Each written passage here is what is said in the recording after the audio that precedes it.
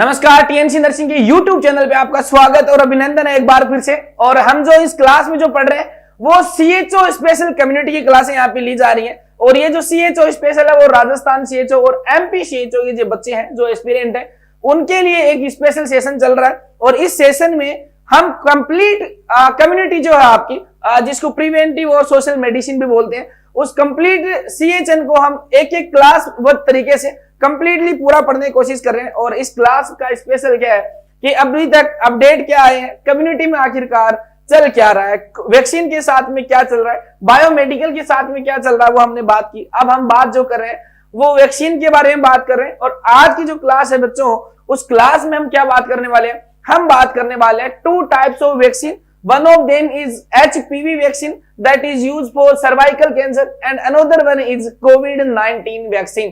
इन दोनों वैक्सीन के जो टाइप है, इन दोनों वैक्सीन से सवाल पूछे जा सकते हैं क्योंकि दोनों ही हॉट स्पॉट टॉपिक है। सर्वाइकल कैंसर या HPV की जो वैक्सीन है उसमें भी एक नया इजाद पिछले 1-2 साल में देखा गया, उसके बारे में सवाल पूछा जा सकता है क्योंकि पूरी दुनिया में और इंडिया में जेनाइटल ट्रैक्ट की most common type of cancer जो होती है वो सर्वाइकल कैंसर होती है। और उस सर्वाइकल कैंसर के लिए वैक्सीन जो यूज करते हैं वो HPV वैक्सीन यूज करते हैं। उसके अलावा कोविड-19 ने बहुत महामारी मचाई थी, अभी भी कुछ केसेस आ रहे हैं। तो ये जो टॉपिक है वो भी ट्रेंड में रहने वाला है किसी भी सीएचओ एग्जाम में, क्योंकि वैक्सीनेशन से रिलेटेड सवाल 100% पूछे जाएंगे। आज की क्लास में 2 वैक्सीन HPV और कोविड-19 के बारे में बात करेंगे। उसके बाद में हम बात करेंगे आखिरकार वैक्सीन का रख रखाव कैसे किया जाता है, कोल्ड चेन होती क्या है, रिवर्स कोल्ड चेन क्या होती है, हीट सेंसिटिव वैक्सीन के बारे में पढ़ेंगे, फ्रिज सेंसिटिव वैक्सीन के बारे में पढ़ेंगे। और उसके बाद में हम इक्विपमेंट्स पढ़ेंगे कि कोल्ड चेन में आखिरकार इक्विपमेंट्स क्या क्या होते हैं, most special equipments cold chain, पूरी कोल्ड चेन में क्या होता है, इन सारी चीजों की बातें करेंगे। और उसके बाद हम जो बात करेंगे वो ओपन वाइल पॉलिसी के बारे में बात करेंगे कि ऐसी कौन सी वाइल है जिनको ओपन करने के बाद में किस तरीके से यूज करना होता है, कैसे हमें ओपन वाइल वैक्सीन में जो पॉलिसी है उसमें हम कैसे वीवीएम का यूज करते हैं। और उसके अलावा सेफ टेस्ट में आखिरकार हम देखते क्या है। ये एक अपना आज की क्लास का एक ब्रीफ मैंने दिया, ये सारी चीजें हम पढ़ने वाले। और सबसे पहले हम जो पढ़ने वाले, हम जो स्टार्ट करते हैं बच्चों, वो हम स्टार्ट करेंगे कोविड-19 वैक्सीन के बारे में। तो कोविड-19 वैक्सीन जो है बच्चों, कोविड-19 वैक्सीन में देखिए क्या क्या पढ़ेंगे। कोविड-19 वैक्सीन में देखिए कोविड-19 वैक्सीन। और इसको पढ़ना इसलिए जरूरी है क्योंकि कोविड-19 वैक्सीन के अंदर जितनी भी टाइप की वैक्सीन जो आई थी बच्चों, उनके अंदर क्या होता कि अपने इंडिया की वैक्सीन जो थी वो अलग वैक्सीन थी, बाहर की जो वैक्सीन थी वो बाहर की अलग वैक्सीन थी, और इंटरनेशनली कुछ वैक्सीन थी और अलग अलग क्लासिफिकेशन थे जो वैक्सीन जो आई थी। तो इस वैक्सीन में बच्चों जो वैक्सीन आई थी, तो कोविड-19 वैक्सीन में देखिए कितने टाइप की होंगी आपकी। एक किल्ड वैक्सीन होगी बच्चों, किल्ड वैक्सीन होगी। और ये जो किल्ड वैक्सीन है इसमें सबसे ज्यादा पॉपुलर वैक्सीन जो है वो आपकी कौन सी, जो हर जगह सबको पता है, कोविशील्ड वैक्सीन इसमें आती है। किल्ड वैक्सीन में बच्चों, किल्ड वैक्सीन में कोविशील्ड का आपने नाम सुना होगा, कोविशील्ड। और ये जो कोविशील्ड है वो किल्ड वैक्सीन है, ये 100% सवाल पूछा जाता है। पिछली बार भी कोविड सीएचओ की एग्जाम में पूछा गया था, नॉर्सेट की भी एग्जाम में पूछा गया था, क्योंकि ये उस टाइम पे हॉटस्पॉट टॉपिक था और कम्युनिटी हेल्थ ऑफिसर्स के लिए तो स्पेशली होना ही है। तो ये सवाल पूछा गया था। ज्यादा कुछ डोज के बारे में, कुछ स्टोरेज के बारे में ये चीजें नहीं पूछी गई। हो सकता है आने वाले टाइम में डोज और इसके ड्यूरेशन ऑफ एक्शन के बारे में पूछ ले, इसके बीच में कितना गैप देना है उसके बारे में सवाल पूछ ले, या स्टोरेज से सवाल पूछ ले। उस टाइम पे सवाल इतना पूछा गया था कि कोविशील्ड वैक्सीन है वो किल्ड वैक्सीन है या लाइव वैक्सीन है या mRNA वैक्सीन है, किस टाइप की वैक्सीन है। तो ये जो वैक्सीन है वो कोविशील्ड जो वो किल्ड वैक्सीन के अंदर आती है। और यहाँ पे देखिए मैं क्या लिखूंगा, एफिकेसी मैं यहाँ पे बताऊंगा कुछ वैक्सीन की, कुछ वैक्सीन जो है उनकी एफिकेसी बताऊंगा, क्योंकि एफिकेसी का मतलब ये होगा कि ये कितनी कारगर वैक्सीन है। और ये एफिकेसी जो है वैक्सीन के मामले में, कोविड-19 वैक्सीन के मामले में efficacy is not reliable, efficacy is not reliable. ये रिलायबल इसलिए नहीं बच्चों क्योंकि जितने जल्दी कोविड-19 वैक्सीन का निर्माण हुआ था वो किसी ने सोचा नहीं होगा कि 1-1.5-2 महीने बाद में वैक्सीन आने लगेगी। तो जितनी भी टाइप की वैक्सीन आई थी उस वैक्सीन के अंदर क्या हुआ था बच्चों, देखिए अभी तक की सबसे ज्यादा मोस्ट इफेक्टिव या मोस्ट पोटेंट जो वैक्सीन थी वो कौन सी थी बच्चों, पी फाइजर है, जिसकी लगभग 96% के आसपास उसकी क्या है, एफिकेसी है। 96-95% के आसपास एफिकेसी है।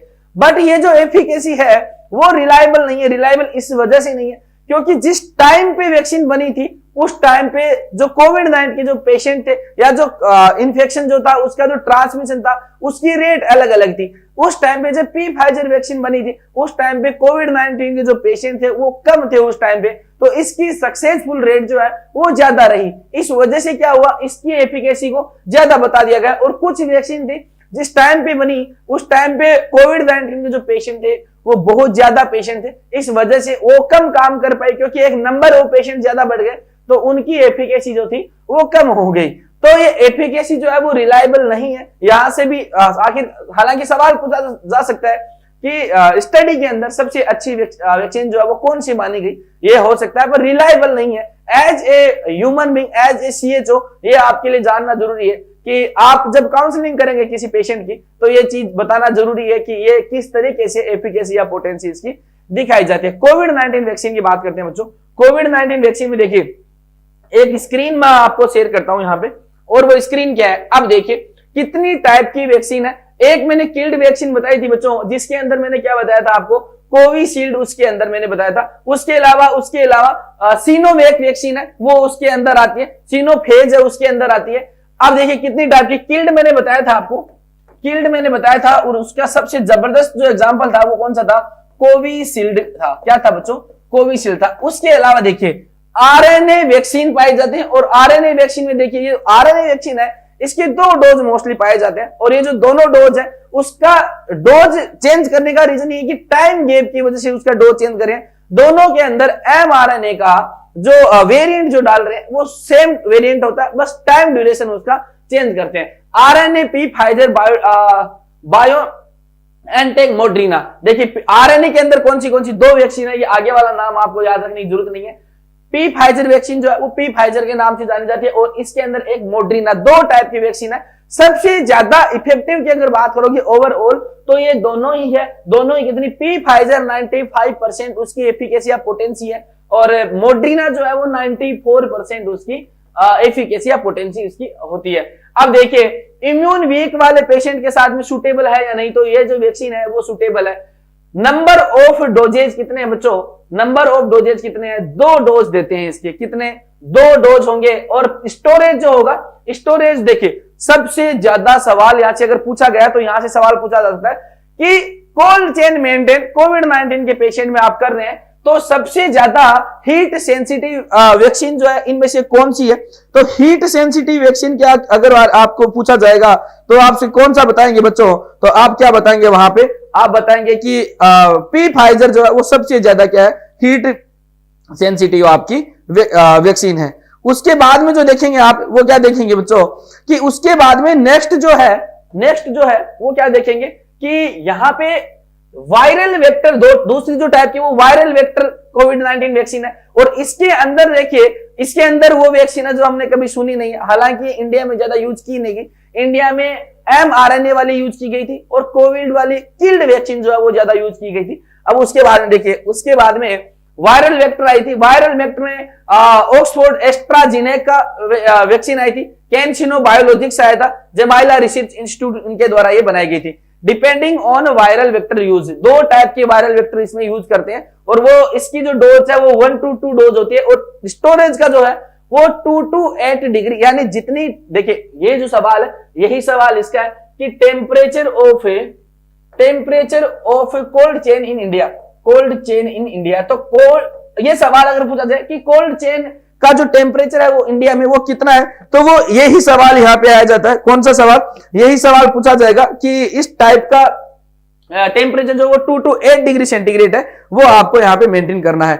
अब देखेंगे देखिए इसके अलावा बच्चों, इसके अलावा तीसरा नंबर का जो चीज है, और देखिए other vaccine using this technology, जिस टेक्नोलॉजी से ये वैक्सीन बनाई गई उनकी और कौन सी हम शक्ल है या ऐसी कौन सी वैक्सीन है जो उसी कंपनी में या उसी टेक्निक के साथ बनाएंगे। इबोला वैक्सीन जो है वो इसी तरीके से बनी। उसके अलावा हुल वायरस वैक्सीन थी जिसमें सिनोवैक था बच्चों, इनएक्टिवेटेड है ये इनएक्टिवेटेड है, भारत बायोटेक इंडिया की थी, भारत बायोटेक।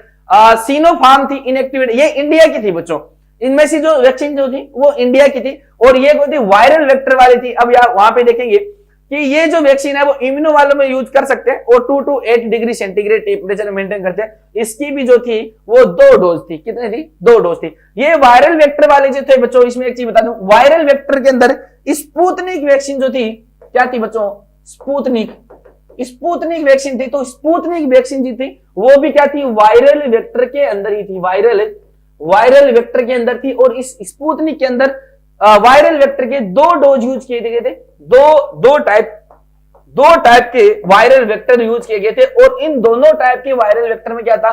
दोनों सेम वायरल वेक्टर थे पर इनको अलग अलग ड्यूरेशन में 2 डोज में ये दी गई थी, 2 डोज में ये दी गई थी। और 2 डोज के बाद में क्या हुआ था? इनका जो गैप जो था वो कितना था बच्चों? गैप जो था वो 21 डेज का इनके बीच में गैप था। क्या था? 21 डेज का इनके बीच में गैप था स्पुतनिक के बीच में। स्पुतनिक जो वैक्सीन जो थी, स्पुतनिक वैक्सीन जो थी बच्चों, इसके बारे में आप क्या देखेंगे? इसकी जो एफिकेसी जो थी वो भी बहुत बढ़िया एफिकेसी थी। एफिकेसी जो लगभग थी इसकी बच्चों 91.6% के आसपास, या आप इसको अगर 91% या 92% भी आप इसको मान सकते हैं। ये इसके साथ में स्पुतनिक का था। सवाल यहां से पूछा जा सकता है। सवाल देखिए कोविशील्ड से पूछा जाएगा या स्पुतनिक से या पी फाइजर से। पी फाइजर से सवाल है मोस्ट इफेक्टिव कौन सी है? पी फाइजर है। मोस्ट हीट सेंसिटिव कौन सी है? पी फाइजर है। स्टोरेज टेम्परेचर उसका पूछा, और इसका स्टोरेज टेम्परेचर आपसे पूछा जा सकता है। स्टोरेज टेम्परेचर कैसे पूछा जाएगा बच्चों? ये था स्टोरेज टेम्परेचर -70 माइनस, देखिए ये अलग लिखा हुआ यहां पे। पी फाइजर का जो स्टोरेज टेम्परेचर आएगा, पी फाइजर का स्टोरेज टेम्परेचर जो है वो -40 to -70 डिग्री सेल्सियस टेम्परेचर होगा। कितना? -40 to -70। और ये कितने दिन के लिए बच्चों? ये लगभग अप टू 5 डेज के लिए। और इसके बाद में देखिए क्या करेंगे, नेक्स्ट जो वैक्सीन आएगी वो प्रोटीन सब यूनिट आएगी। और प्रोटीन सब यूनिट के नोवावैक्स वैक्सीन जो चाइनीज अकेडमी के द्वारा बनाई गई थी, चाइनीज कंपनी थी। और ये सुटेबल है। देखिए जितनी भी टाइप की वैक्सीन है वो इम्यूनोसप्रेसेंट वाले पेशेंट के अंदर सुटेबल है। देखिए हमारा जो मकसद था वो इतना था कि पी फाइजर के बारे में कुछ पढ़ना था, किल्ड के बारे में, mRNA के अंदर कौन सी वैक्सीन है, ये आपको नाम याद रखने हैं। डोज सबकी लगभग 2 डोज हैं। और जो कोल्ड चेन का जो स्टोरेज टेम्परेचर है वो 2 to 8 डिग्री सेंटीग्रेड है। हेपेटाइटिस बी की जो वैक्सीन है वो इस टेक्निक के द्वारा बनाई गई थी। हेपेटाइटिस बी जो है वो क्या थी बच्चों? मोस्ट फ्रिज सेंसिटिव वैक्सीन जो थी या जो है वो कौन सी है? हेपेटाइटिस बी है। ये किसके बारे में था? ये क्लासिफिकेशन था कि आपकी कोविड-19 की जो वैक्सीन है उनके साथ में आपको क्या देखने को मिलेगा। अब कोविशील्ड की जो वैक्सीन थी बच्चों, कोविशील्ड की जो वैक्सीन थी, कोविशील्ड के साथ में क्या किया गया था? कोविशील्ड और कोविशील्ड जो थी इसके बीच में गैप कितना था? वो 12 से 16 वीक के बीच में गैप था एक वैक्सीन के बारे में। और ये जो कोविशील्ड थी इसकी 2 डोज लगाई जाती थी बच्चों, 2 डोज इस कोविशील्ड की थी। और गैप जो था वो कितना था? 12 से 16 वीक का गैप था। अब इसकी जो एफिकेसी जो थी वो मैंने बताई थी कि एफिकेसी जो थी इसकी एफिकेसी आपकी कोविशील्ड की लगभग इसकी वैक्सीन की जो है वो 72% आपकी एफिकेसी आपको देखने को मिलेगी। अब देखिए यहां पे आपको क्या देखने को मिलेगा बच्चों? कोवैक्सीन आपने देखा होगा, कोवैक्सीन जो थी इसकी भी 2 डोज थी। और ये जो 2 डोज थी इसके बीच में आपने देखा होगा जब कोविड-19 वैक्सीनेशन चला था तो 1 महीने का गैप रखते थे। तो लगभग कोवैक्सीन में मिनिमम आपको 4 to 8 वीक का गैप रखते हैं। तो 30 दिन के अंतराल से इसको दिया गया था। वैक्सीन का ड्यूरेशन ऑफ गैप कम करने का सेंस ये रहता है बच्चों कि इससे कॉम्प्लियंस बढ़े। क्योंकि अगर कम टाइम में अगर आप 14 डेज में दूसरी डोज दे रहे हैं या आप 28 डेज में दूसरी डोज दे रहे हैं तो वहां पे पेशेंट जो है या वैक्सीनेशन करने वाला एज ग्रुप जो है उसकी प्रोबेबिलिटी ज्यादा बढ़ती है कि ये जो लोग है वो वैक्सीनेशन ज्यादा करवाएंगे। अगर आपके बीच में आपकी वैक्सीन के बीच में 90 दिन का गैप है, 6 महीने का गैप है, जैसे हेपेटाइटिस बी वाली वैक्सीन है, उनका जो गैप जो होता है वो लंबा गैप होता है, तो पेशेंट जो है या जो रेसिपिएंट जो है वो रिसीव कर ही नहीं पाते हैं। तो इस वजह से जो गैप जो होता है वो वैक्सीन के बीच में कम होना चाहिए। इसके बाद में देखेंगे हम जो देखेंगे बच्चों, मैन जो टॉपिक अपना कोविड-19 वाली वैक्सीन के बारे में थोड़ा सा डिस्कस करना जरूरी था। अब जो मैन जो टॉपिक था अपना वैक्सीन के बारे में मुझे बताना था सर्वाइकल कैंसर वैक्सीन के बारे में। सर्वाइकल कैंसर वैक्सीन या एचपीवी वैक्सीन, एचपीवी वैक्सीन। और ये एचपीवी वैक्सीन कौन सी बच्चों? ह्यूमन पेपिलोमा वायरस के खिलाफ एक बनी थी आपकी वैक्सीन, उसको क्या बोलते हैं? एचपीवी वैक्सीन है। और ये जो एचपीवी जो है बच्चों, ह्यूमन पेपिलोमा वायरस जो है, इसकी वजह से बहुत सारे टाइप की मेलिग्नेंसी और एनोजेनाइटल वार्ड्स आपको देखने को मिलते हैं। अब देखेंगे क्या देखेंगे, आप देखेंगे बच्चों एचपीवी जो है ह्यूमन पेपिलोमा वायरस है, वो क्या क्या कोज करता है आपका? एनोजेनाइटल जो कैंसर है वो इसके अंदर पाई जाती है। सबसे पहले सर्वाइकल कैंसर सीए सर्विक्स या सर्वाइकल कैंसर इसके द्वारा होती है। इसके अलावा बच्चों वल्वार कैंसर ये कोज कर सकता है। वेजाइनल कैंसर मेल के अंदर जो है वो आपकी एनोरेक्टल कैंसर। इसके अलावा एनोजेनाइटल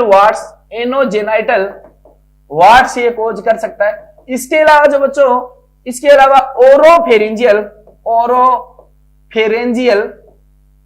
कैंसर, ये इतनी टाइप की कैंसर जो है वो आपका एचपीवी वायरस की वजह से आपको देखने को मिल सकती है। और इसके अंदर मोस्ट कॉमन टाइप जो है वो सीए सर्विक्स आपको देखने को मिलता है। सर्वाइकल कैंसर जो है वो सबसे ज्यादा पूरी दुनिया में और इंडिया में, अगर ऐसा सवाल पूछा जाए कि अगर जनरल स्टेटमेंट आएगा तो ब्रेस्ट कैंसर ही करना है, आपको पता है, पर अगर ऐसा पूछा जाए most common type of cancer in genital tract of female, तो आप वहां पे क्या करेंगे? सर्वाइकल कैंसर आपको करना है। अब होगा क्या? एचपीवी के खिलाफ उसके बाद में वैक्सीन बनाई और लगभग 2006 में जो है बच्चों वो एचपीवी वैक्सीन आई। क्या आई? 2006 में एचपीवी वैक्सीन आई। और ये जो एचपीवी वैक्सीन है वो कौन से वेरिएंट के खिलाफ आई थी? तो एचपीवी के वेरिएंट कौन से थे, इससे आपको पता चलेगा। अब सर्वाइकल कैंसर के अंदर बच्चों मोस्ट कॉमन वेरिएंट कौन सा था? मोस्ट कॉमन वेरिएंट जो था जो सर्वाइकल कैंसर के लिए था वो कौन सा था बच्चों? एचपीवी 16 जो था वो कौन सा था आपका? Most common type of HPV का जो आपका वेरिएंट था। इस वेरिएंट की वजह से आपको क्या देखने को मिल रहा था? वहां पे आपको सर्वाइकल कैंसर आपको देखने को मिल रही थी। इसके अलावा सेकंड मोस्ट कॉमन जो था वो आपका एचपीवी 18 का वेरिएंट था। मोस्ट स्पेसिफिक वेरिएंट जो पूछा जाए आपसे, most specific variant of HPV for cervical cancer, तो एचपीवी 18 आपको बोलना है। ये सर्वाइकल कैंसर की कोज है। अब ये जो था या सबसे डेंजर टाइप के जो पूछे जाएंगे, डेंजर टाइप में भी ये आएंगे क्योंकि सर्वाइकल कैंसर जो है वो काफी ज्यादा अग्रेसिव होती है और उसको कोज करने वाले ये हैं। इसके अलावा एचपीवी के वेरिएंट कौन से वो देखेंगे आप। एचपीवी में बच्चों 6, 11, 16, 18, 31, 33, 45, 52 और 58, ये जो है वो क्या है आपके एचपीवी के वेरिएंट है। और इस एचपीवी वेरिएंट में देखेंगे तो आप देखिए जो एनोजेनाइटल कैंसर या एनोजेनाइटल या एनोरेक्टल वार्ड्स जो कोज करेंगे वो कौन से करेंगे? जो लोअर जो वेरिएंट जो वो वहां पे आपको देखने मिलेगी। अगर एनोजेनाइटल वार्ड्स की बात करेंगे बच्चों, एनोजेनाइटल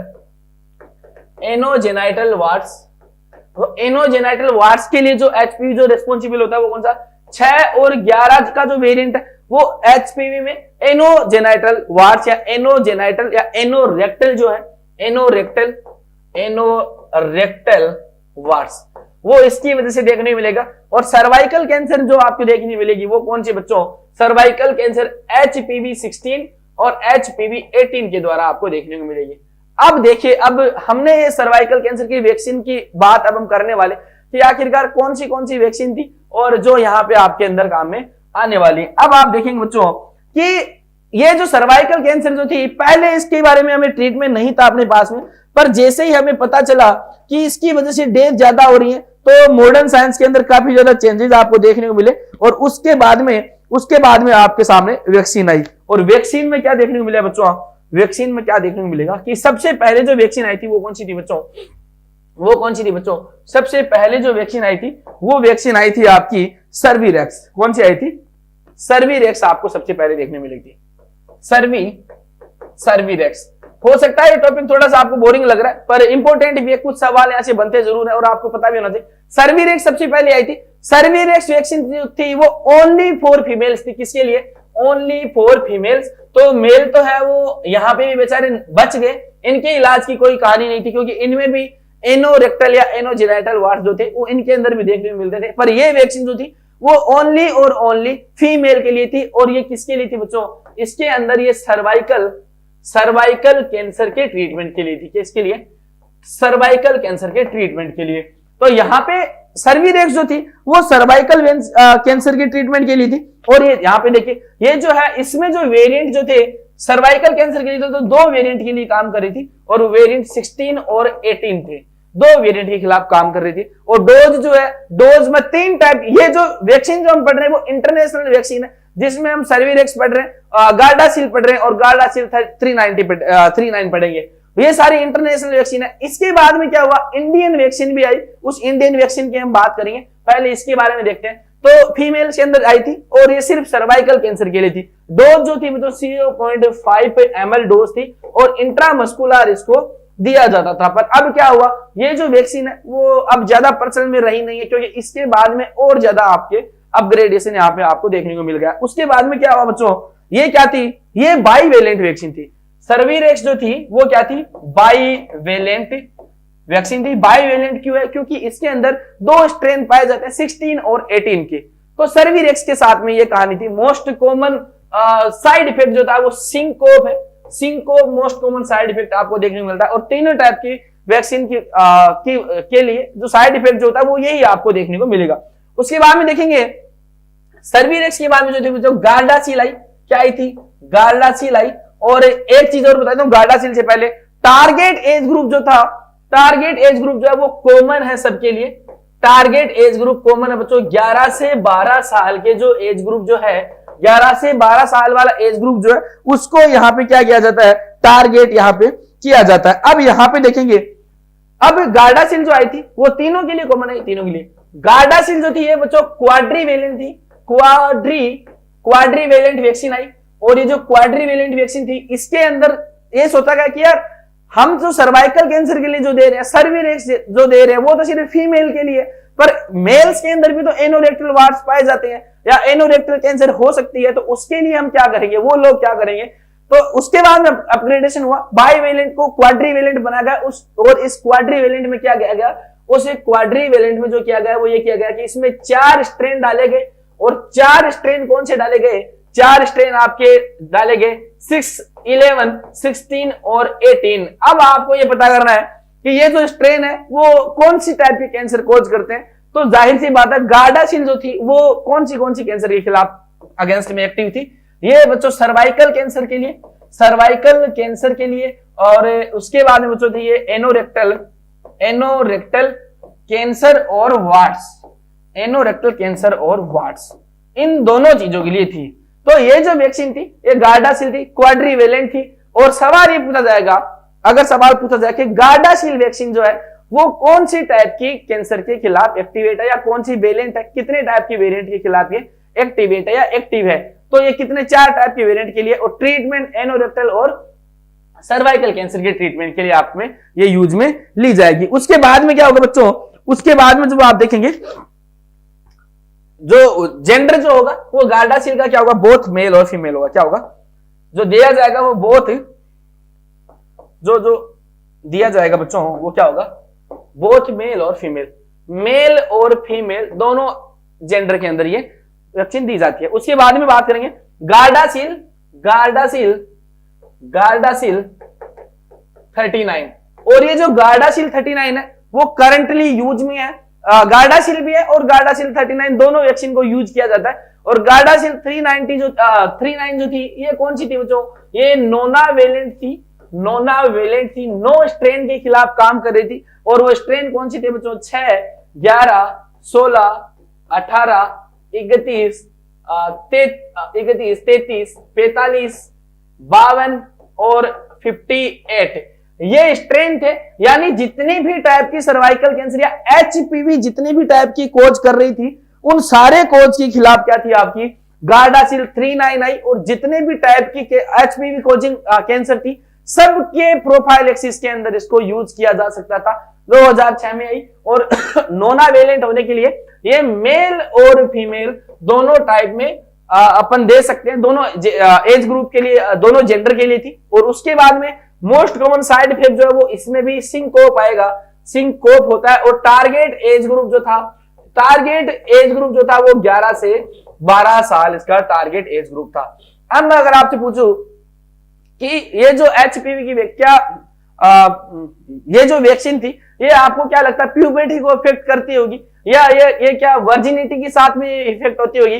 तो अगर कोई फीमेल अर्ली एज में सेक्सुअली एक्टिव है, अगर कोई अर्ली एज में या अर्ली सेक्सुअली एक्टिव है, 16 से 18, 19 साल में मैरिड हो गई, तो जो सेक्सुअली एक्टिव है उनके अंदर इनकी एफिकेसी जो है वो डिक्रीज होती है। तो ये पॉइंट आप याद रखेंगे कि एफिकेसी या पोटेंसी या effectiveness decrease if early age sexually active. Effectiveness decrease होती है अगर अर्ली एज के अंदर यहाँ पे सेक्सुअली क्या है बच्चों एक्टिवेट है, या ये चीजें आपके अंदर देखने को मिलती हैं। उसके बाद में एक चीज आपको देखने को मिली, और वो कौन सी देखने को मिली कि 2022 के अंदर एक जबरदस्त चीज आपके सामने देखने को मिली, और वो क्या थी कि आपको इंडियन वैक्सीन जो है वो आपको देखने को मिली। सितंबर 2022 में क्या हुआ, इंडियन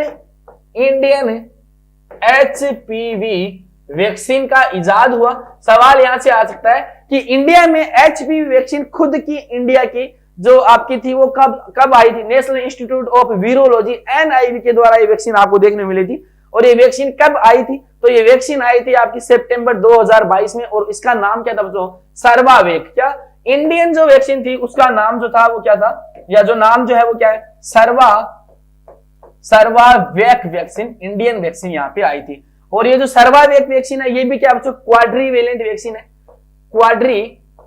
क्वाड्रीवेलेंट वैक्सीन है, और क्वाड्रीवेलेंट वैक्सीन है। इसके साथ में क्या देखने को मिलेगा बच्चों, ये जो सर्वावेक है ये सर्वावेक मेल और फीमेल दोनों के लिए इफेक्टिव है। और आपको यहाँ पे क्या देखने को मिलेगा, इस सर्वावेक वैक्सीन के साथ में क्या देखने को मिला था, इसके साथ में इसके साथ में प्रोजेक्ट दिया गया, प्रोजेक्ट 90, 70 और 90 ये जो था वो इसके साथ में एक नारा दिया गया या प्रोजेक्ट मान सकते हैं। और इसके अंदर क्या देखने को मिला था आपको, इसके अंदर क्या देखने को मिला था कि इसमें आपको ये देखने मिलेगा कि 2030 तक जो था वो क्या था कि 2030 तक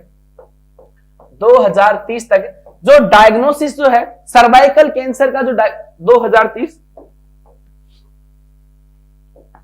अप टू 2030 जब ये वैक्सीन बनी तो क्या एम क्या रखा गया कि 2030 तक 90% जो है वो डायग्नोस्टिक रेट होनी चाहिए, यानी कि डायग्नोसिस जो है वो 90% जो लोग हैं उनका डायग्नोसिस हो जाना चाहिए। इसके अलावा बच्चों 70% जो है वो आपकी स्क्रीनिंग रेट यहाँ पे होनी चाहिए, 70% जो है वो स्क्रीनिंग रेट होनी चाहिए, और 90% जो आपकी वो ट्रीटमेंट रेट होनी चाहिए। क्या होनी चाहिए? 90% जो है वो आपकी ट्रीटमेंट रेट आपकी होनी चाहिए। 3 चीजें आई थी। पहली चीज थी कि 90, 70, 90 का मतलब क्या हुआ? 90 का मतलब ये एम रखा गया था कि 2030 तक 90% लोग जो है वो डायग्नोसिस करके और वैक्सीन उन लोगों को मिल जानी चाहिए। तो 90% लोग तो जो डायग्नोस्टिक इवैल्यूएशन करके वैक्सीनेशन जो है वो 2030 तक 90% लोगों का हो जाना चाहिए। स्क्रीनिंग जो थी वो स्क्रीनिंग 70% स्क्रीनिंग हो जानी चाहिए, और उसके बाद में क्या था बच्चों? 90% जो लोग हैं उनका क्या हो जाना चाहिए? ट्रीटमेंट यहां पे हो जाना चाहिए। टारगेट एज जो रखी गई थी, टारगेट एज जो थी बच्चों, टारगेट एज, तो ये टारगेट एज जो थी बच्चों वो 9 to 14 ईयर जो थी वो टारगेट एज थी कि ये जो वैक्सीन है इसमें हम जो टारगेट एज ग्रुप रख रहे हैं, जो बच्चे जो है उनके अंदर ये वैक्सीन लगाएंगे। तो टारगेट एज ग्रुप अगर पूछा जाए तो 9 से 14 ईयर था। और केचप जो वैक्सीन थी, केचप एज तो थी, केचप एज का मतलब है कि इस एज तक तो हम सब लोगों को पकड़ पकड़ के वैक्सीन लगा ही देंगे। तो अब जब भी बच्चे होते हैं, जो अगर आपके घर में छोटे बच्चे हैं, फीमेल बच्ची है या बच्चा है, लड़की है या लड़का है, तो जब उनका एज ग्रुप आ जाता है, अब तो अपने पास में इंडियन वैक्सीन है, तो इंडियन वैक्सीन है तो हमें HPV की वैक्सीन उनको लगवानी है। और वो लगवानी कब, वो जब 9 से 14 ईयर के बीच में उनकी एज ग्रुप होती है। तो कोविड-19 जो आपके सर्वाइकल कैंसर के लिए जो था वो सर्वावेक नाम की ये इंडियन आपकी बन चुकी है। अब यहाँ पे आपको क्या देखने को मिलेगा बच्चों, ये जो सर्वावेक जो थी, इस सर्वावेक के साथ में आपको क्या देखने मिलेगा कि सर्वावेक जब इंडिया में आई तो इसके साथ में क्या निर्धारित किया गया था बच्चों, क्या निर्धारित किया गया था। जैसे मैंने आपको बताया था कि ये जो वैक्सीन जो थी वो किसके खिलाफ थी, किसके खिलाफ थी, ये चीज निर्धारित की गई थी कि इसका जो वेरिएंट जो होगा वो 6, 11, 16 और 18, जैसे गार्डासिल काम कर रही थी, गार्डासिल और ये जो वैक्सीन है वो दोनों सेम कॉमन वैक्सीन है, एक ही प्रिंसिपल के ऊपर काम कर रही है। और इसके अंदर क्या था, 6, 11, 16 और 18 क्वाड्रीवेलेंट काम कर रही थी, जो सर्वाइकल कैंसर और एनोरेक्टल कैंसर और anogenital wards, anogenital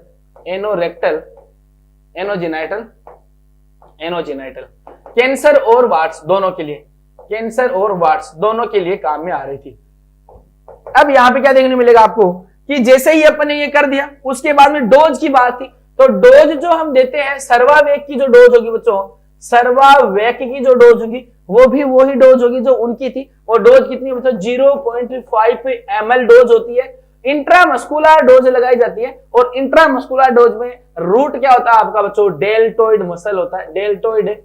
deltoid muscle के अंदर ये आपकी डोज लगाई जाती है। अगर डेल्टोइड मसल अवेलेबल नहीं है तो आप क्या लगाएंगे बच्चों, अपर high side anterolateral aspect of thigh.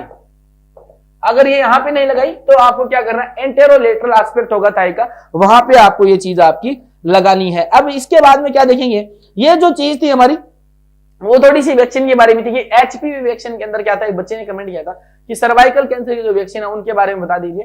तो 4 वैक्सीन हम मोस्टली यूज करते थे या करते हैं, जिसके अंदर आपकी गार्डासिल और गार्डासिल 3-9 जो है वो अभी भी यूज आ रही है। सर्वीरेक जो थी वो बंद हो चुकी है क्योंकि वो सिर्फ फीमेल के लिए थी। और उसके अलावा सर्वावेक जो है वो इंडियन वैक्सीन कौन सी है, सर्वावेक कब आई, 2022 में आई।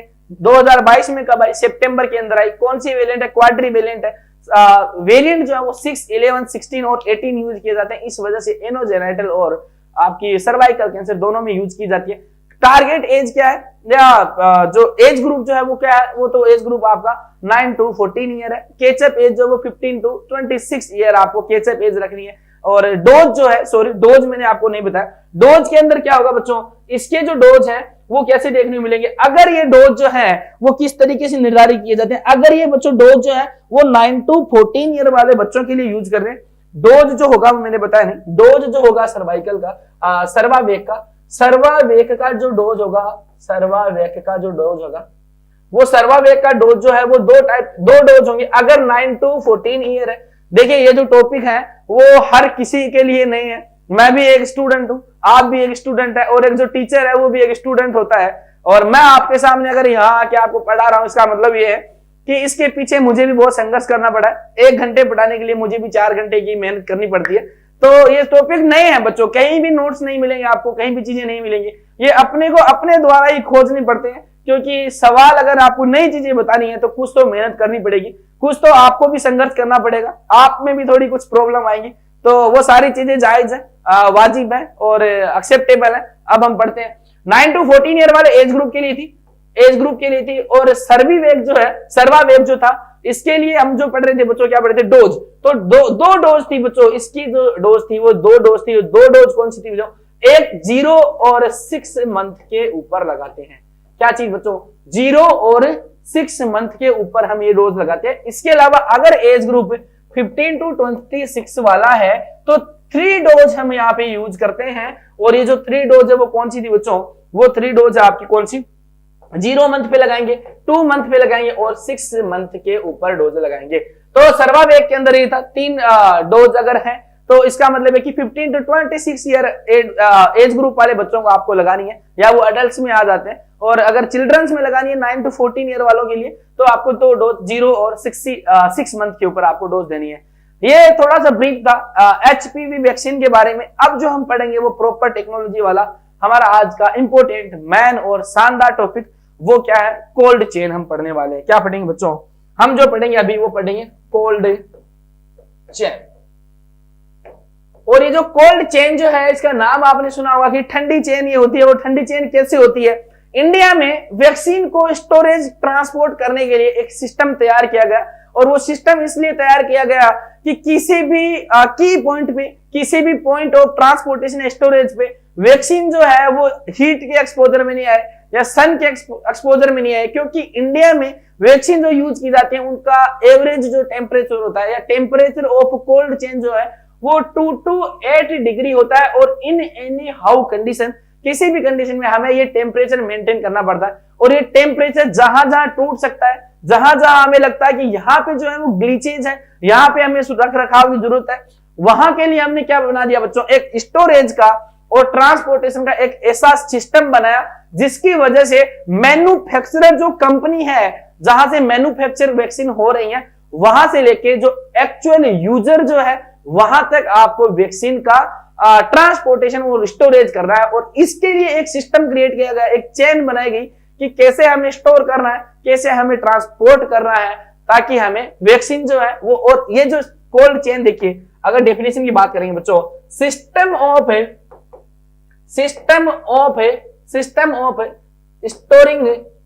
Storing and transporting of vaccine from manufacturer to actual point of use, या एक्चुअल पॉइंट ऑफ यूज जो है वो यूजर ही होता है या जो रेसिपिएंट होता है, to actual point of use. और एक्चुअल पॉइंट ऑफ यूज और शर्त क्या है, विद इट्स ओरिजिनल एफिकेसी और पोटेंसी, विद ओरिजिनल या सेम एफिकेसी और पोटेंसी, यानी कि जिस पोटेंसी के साथ में, जिस इफेक्टिवनेस के साथ में मैन्युफैक्चरर ने वैक्सीन जो बनाई थी उस वैक्सीन को हमें पहुंचाना है रेसिपिएंट तक या एक्चुअल पॉइंट ऑफ यूज तक। तो और इसके लिए जो हमें कार्यकलाप करना पड़ता है, जो चीजें हमें करनी पड़ती है, चाहे वो हमें कुछ इक्विपमेंट्स जो है वो यूज करने पड़ रहे हैं या हमें कुछ जो है वो ट्रांसपोर्टेशन के अंदर हमें यूज करने पड़े, तो ये जो सारी चीजें जो मिलती है इसके अंदर उसको क्या बोलते हैं बच्चों, कोल्ड चेन इसको बोलते हैं। और ये जो कोल्ड चेन जो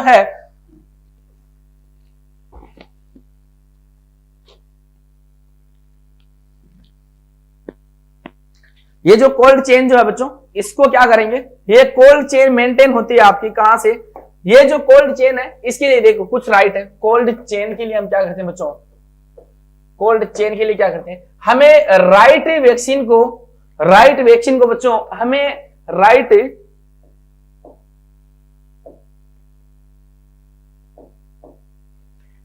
वैक्सीन को बच्चों राइट क्वांटिटी में, राइट प्लेस पे और राइट रेसिपिएंट तक हमें इसको पहुंचाना है। यानी कि हमारा जो कोल्ड चेन का जो उद्देश्य जो है या जो इसके जो प्रिंसिपल है वो यही है कि राइट प्लेस जो होना चाहिए, राइट कंडीशन में, राइट, और इसके अलावा बच्चों राइट कंडीशन में जानी चाहिए, राइट कंडीशन होनी चाहिए, राइट कंडीशन और राइट क्वांटिटी। यानी कि वैक्सीन जो हम कोल्ड चेन के अंदर जो ट्रांसपोर्ट करेंगे वो राइट वैक्सीन होनी चाहिए, वो राइट रेसिपिएंट तक पहुंचनी चाहिए, राइट टाइम पे पहुंचनी चाहिए, राइट प्लेस के ऊपर पहुंचनी चाहिए, राइट कंडीशन में पहुंचनी चाहिए। आपको पता चला कि कोल्ड चेन तो आपने मेंटेन कर ली, फिर आप वैक्सीन लेके जा रहे हैं तो वो गिर रही है, साइड में पड़ रही है या वो खराब हो चुकी है, तो अपनी एक्चुअल या राइट कंडीशन में नहीं, तो उस कोल्ड चेन का वहां पे ब्रीच हो जाता है।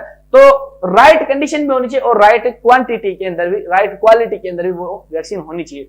अब हमारा मेन जो डिश है वो ये है कि हम कोल्ड चेन को कैसे करेंगे, कोल्ड चेन को हम कैसे मेंटेन करते हैं बच्चों। तो कोल्ड चेन में जो देखिए हमें जो मैनली जो करना है वो इक्विपमेंट्स पढ़ने, और इक्विपमेंट्स कैसे होते हैं बच्चों, दो टाइप के इक्विपमेंट्स होंगे, एक इलेक्ट्रिकल इक्विपमेंट्स होते हैं और एक नॉन इलेक्ट्रिकल इक्विपमेंट्स होते हैं। इलेक्ट्रिकल इक्विपमेंट्स का मतलब है जो बड़े लेवल पे जो हम स्टोरेज करेंगे वैक्सीन का, वहां पे हमें पता कि वैक्सीन का जो है वो स्टोरेज करने का प्रॉपर इलेक्ट्रिसिटी के वजह से, चाहे वहां पे रेफ्रिजरेटर है या फ्रिज है या कोल्ड रूम्स है, वॉक इन कोल्ड रूम्स है, वो सारी कंडीशन, या एक ऐसी जगह होगी जहां इलेक्ट्रिसिटी की सुविधा आपके पास में होगी नहीं, वो आपके विलेज लेवल पे होगा, आशा लेवल पे होगा, या आपका सब सेंटर लेवल पे होगा। तो दो टाइप के इक्विपमेंट्स होते हैं। सबसे पहले हम बात करेंगे, वो हम क्या बात करेंगे बच्चों, वो हम बात करेंगे कि स्टेट लेवल पे क्या कौन सी चीजें होती हैं। स्टेट लेवल या रीजनल लेवल पे। और देखिए दो चीजें हम पढ़ेंगे, एक पढ़ेंगे बच्चों हम, एक तो डीप फ्रीज को पढ़ेंगे, एक हम रेफ्रिजरेटर को पढ़ेंगे। तो एक जो चीज होगी वो आप पे आइस पैक्स बनाने के काम आती है, और एक को जो है वहां पे हम वैक्सीन का स्टोरेज करते हैं। तो अब यहाँ पे स्टेट लेवल पे और रीजनल लेवल के ऊपर आपको जो चीज देखने को मिलेगी वो आप यहाँ पे क्या देखने को मिलेंगे, दो टाइप की चीज मिलेंगी। दो चीजें मिलेंगी, एक जो होगा बच्चों वॉक इन कोल्ड रूम, और एक होगा जो वॉक इन डीप फ्रीजर। और डीप फ्रीजर जो है वो कैसा होता है, एक बार मैं एक इमेज दिखाने की आपको कोशिश करता हूं। अगर मेरे पास इमेज है तो एक इमेज दिखा देता हूं कि इसके अंदर आखिरकार, ये देखिए आपको दिख रहा होगा बच्चों, ये एक फोटो है, और इस फोटो को आप देख रहे हैं कि ऐसी फोटो है, ऐसी इमेज है। ये जो कोल्ड रूम जो होते हैं, हम जो सोच रहे हैं कि वॉक इन करते हैं, तो दैट इज एक्चुअल एक रूम के जितना बड़ा स्टोरेज का एक सिस्टम होता है, जिसके अंदर गेट भी लगा होता है, हम उसके अंदर जाते भी हैं, रखाव भी करते हैं और फिर वापस आते हैं। एक रूम की तरह होता है जिसके अंदर टेम्परेचर मेंटेन किया जाता है। ये आपको दिख रहा होगा, वॉक इन कोल्ड रूम आपको दिख रहा होगा, और ये जो है वो आपके रीजनल लेवल पे होता है, और 3 महीने तक हम इसके अंदर स्टोरेज कर सकते हैं। क्या कर सकते हैं बच्चों, 3 महीने तक हम इसके अंदर स्टोरेज कर सकते हैं।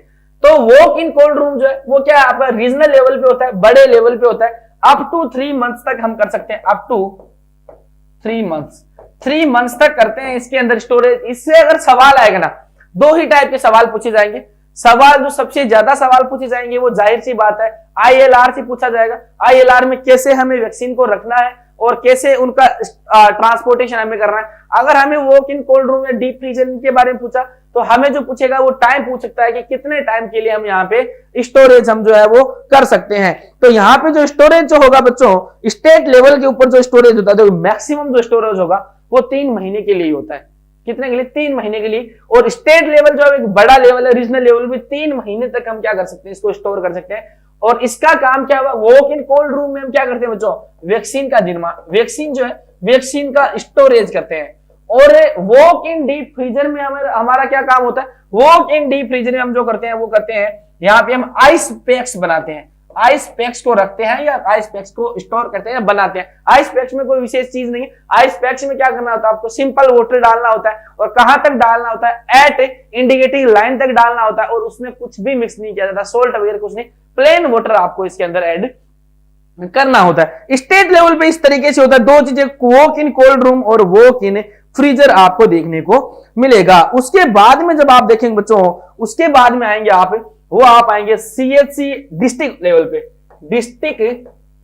डिस्ट्रिक्ट लेवल, सब डिस्ट्रिक्ट लेवल और CHC, डिस्ट्रिक्ट लेवल, सब डिस्ट्रिक्ट लेवल और CHC। और यहां पे दो चीजें देखने को मिलेंगी बच्चों स्टोरेज के लिए। यहां पे एक आएगा बच्चों लार्ज ILR, और ILR का क्या मतलब होता है, आइस लाइन रेफ्रिजरेटर। और ये बड़ा वाला होता है। सवाल पहला MCQ यहां से क्या पूछा जाएगा, capacity of A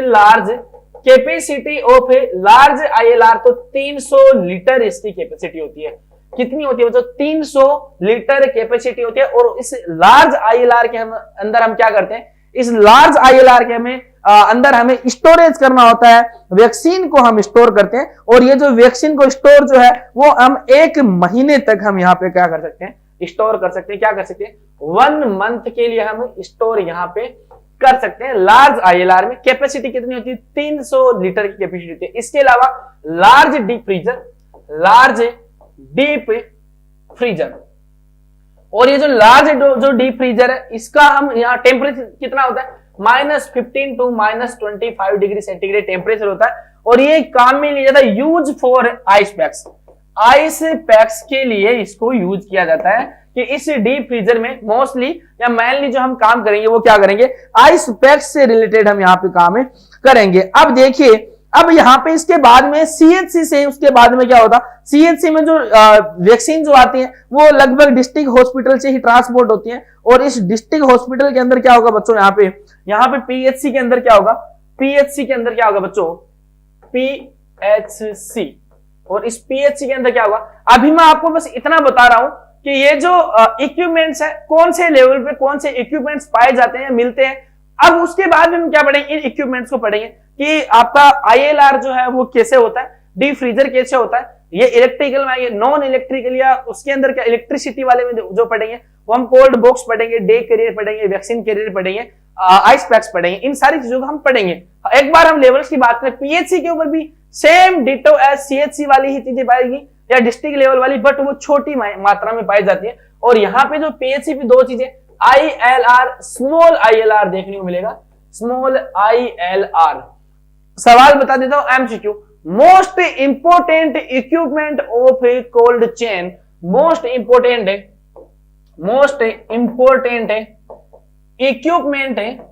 equipment of cold chain.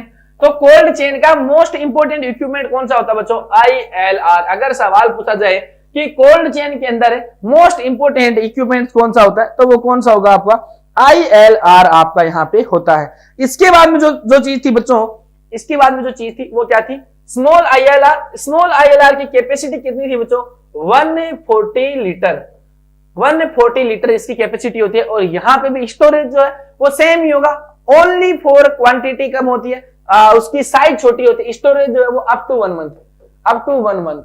और डीप फ्रीजर है, स्मॉल डीप फ्रीजर, उस डीप फ्रीजर के अंदर हम क्या करते हैं बच्चों, आइस पैक्स को ही बनाते हैं, और इसका भी टेम्परेचर जो है वो -15 टू -25 डिग्री सेंटीग्रेड होता है। और इस डीप फ्रीजर के अंदर हम क्या करते हैं, जो मोस्ट हीट सेंसिटिव वैक्सीन जो है जिनको लंबे टाइम के लिए रखना है उनको हम यूज करते हैं। जो हीट सेंसिटिव वैक्सीन जो कम टाइम के लिए हमें यूज करना है, जैसे 2 दिन के अंदर हमें यूज करना है या 2 दिन के लिए हमें स्टोरेज करना है, तो हम उनको आईएलआर के अंदर भी कर सकते हैं। अगर हमें उसको 3 महीने के लिए, 1 महीने के लिए या 20 दिन के लिए हम ऐसे हमें स्टोरेज करना होता है, तो हम डीप फ्रीजर के अंदर उसको स्टोर करते हैं। ये थे इलेक्ट्रिकल इक्विपमेंट्स। इलेक्ट्रिकल इक्विपमेंट्स एक बार बता देता हूँ, इलेक्ट्रिकल में कौन सी पढ़े बच्चों, इलेक्ट्रिकल में हमने जो पढ़े वो पढ़े, एक हमने वॉक इन कोल्ड रूम पढ़ा था, walk in deep freezer, walk in, ये आप लिख सकते हैं कि इलेक्ट्रिकल वाले में कौन से, वॉक इन डीप फ्रीजर। इसके अंदर बच्चों, इसके अलावा हमने पढ़ा बच्चों आईएलआर पढ़ा, दोनों स्मॉल और लार्ज दोनों। इसके अलावा हमने डीप फ्रीजर पढ़ा, डीप फ्रीजर। ये जो इतनी जो चीजें थी वो इलेक्ट्रिकल थी, और इलेक्ट्रिकल जो आपको पता है कि पीएचसी तक ही इलेक्ट्रिसिटी मिलती है, कोई अब तो चलो हो चुकी होगी, पर हम जो कंसेप्ट जो है वो यही लेके चलते हैं। तो इसके अंदर आपको कौन से लेवल पे, स्टेट पे भी यही मिलेगा, स्टेट पे, आपके डिस्ट्रिक्ट पे, और आपके सीएचसी लेवल पे, और आपके पीएचसी लेवल पे, यहां तक ये इक्विपमेंट्स पाए जाते हैं। इसके बाद में गांवों में, विलेज में, एएनएम के पास में, आशा के पास में क्या क्या चीजें होंगी, नॉन इलेक्ट्रिकल्स में क्या होंगे, नॉन इलेक्ट्रिकल या फिर आपको क्या देखने मिलेंगे, सब सेंटर लेवल पे। एमसीक्यू बता देता हूं, MCQ, most sensitive area of A cold chain.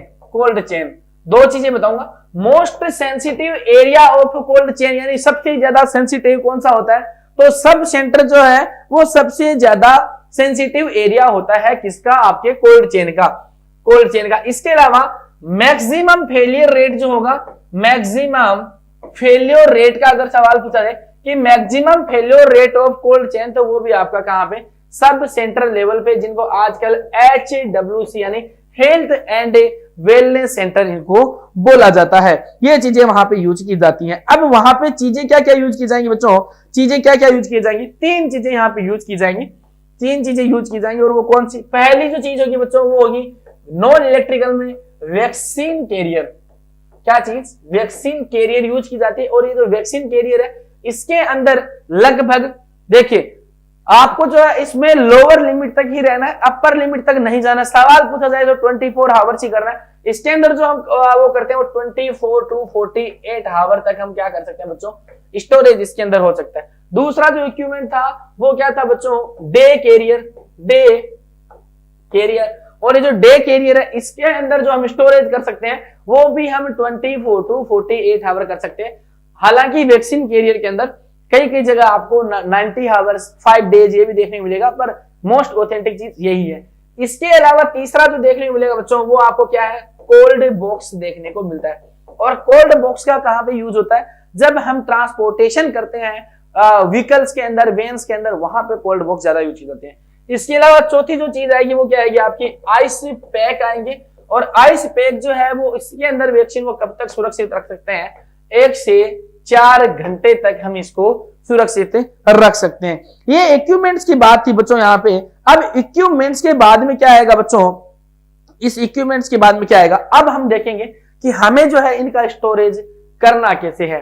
अब स्टोरेज कैसे करेंगे बच्चों, इस स्टोरेज में हमें सबसे पहले ये देखना चाहिए कि आखिर कौन सी वैक्सीन है उसको ज्यादा टेम्परेचर की जरूरत है, कौन सी वैक्सीन है उसको कम टेम्परेचर की जरूरत है। और इस चीज के लिए हमें क्या पता होना चाहिए कि मोस्ट हीट सेंसिटिव वैक्सीन कौन सी होती है, कि ऐसी वैक्सीन जिनको हीट के थोड़ा सा भी कांटेक्ट में आती है वो स्पॉइल हो सकती है, उनकी पोटेंसी कम हो सकती है या उनकी एफिकेसी कम हो सकती है।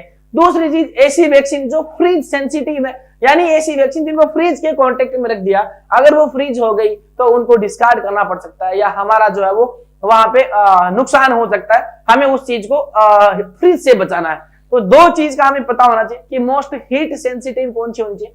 तो हीट सेंसिटिव की अगर बात करें बच्चों, हीट सेंसिटिव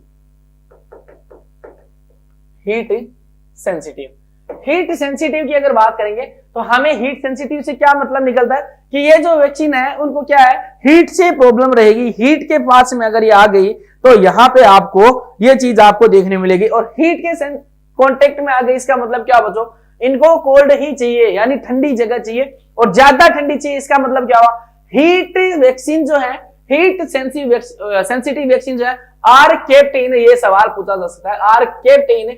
आप मुझे बताइए, अगर मेरे पास में एक ILR है और उस ILR के अंदर मेरे पास में दो ऑप्शन है, एक मेरे पास हीट सेंसिटिव वैक्सीन को रखने का है और एक मेरे पास में कोल्ड सेंसिटिव वैक्सीन को रखना है, तो मैं हीट सेंसिटिव वैक्सीन को कहां रखूंगा। तो जाहिर सी बात आप बोलोगे सर कि हीट सेंसिटिव वैक्सीन जो है वो आप कहां रखोगे, are kept in bottom of, are kept in bottom of ILR, क्या चीज, ILR के बॉटम में रखते हैं। और दूसरी जो है वो फ्रीज सेंसिटिव वैक्सीन है। फ्रीज सेंसिटिव का मतलब क्या हुआ कि अगर इनको ज्यादा ठंड मिली, ये फ्रीज हो गई, तो ये अपनी पोटेंसी है वो लूज कर सकती है। तो जाहिर सी बात आप बोलोगे कि इनको कहां रखेंगे, तो इनको कहां रखेंगे, at upper part of ILR के अपर पार्ट के अंदर हम इसको रखेंगे। अब तीसरी चीज आएगी कि डाइल्यूएंट्स भी तो होते हैं, तो डाइल्यूएंट्स के ऊपर कहां रखते हैं, तो सबसे ऊपर अपर मोस्ट पार्ट में आप क्या रखते हैं, डाइल्यूएंट रखते हैं। डाइल्यूएंट जो है यानी जो वैक्सीन को आपके डाइल्यूट करने के काम आते हैं, तो डाइल्यूट जो सबसे पहले ILR में क्या आएगा, डाइल्यूट रखते हैं। उसके बाद में हम फ्रीज सेंसिटिव आती है, फिर हीट सेंसिटिव वैक्सीन आपकी आती है। अब उसके अंदर देखेंगे क्या, फ्रीज सेंसिटिव है, हीट सेंसिटिव में क्या देखेंगे, हीट सेंसिटिव में देखेंगे कि सबसे नीचे आपको कौन सी रखनी है बच्चों, तो सबसे नीचे वालों में आपको क्या रखनी है बच्चों, सबसे नीचे वालों के लिए आप याद रखेंगे कि हीट सेंसिटिव में मोस्ट हीट सेंसिटिव के लिए आप एक चीज याद रखेंगे, एक न्यूमोनिक याद रखेंगे, और वो क्या, आर बॉम। क्या याद रखेंगे, आर बॉम याद रखेंगे। आर बॉम, आर फॉर आप किसी का भी नाम समझ सकते हैं, आर फॉर कुछ भी हो सकता है और बॉम मतलब बॉम है।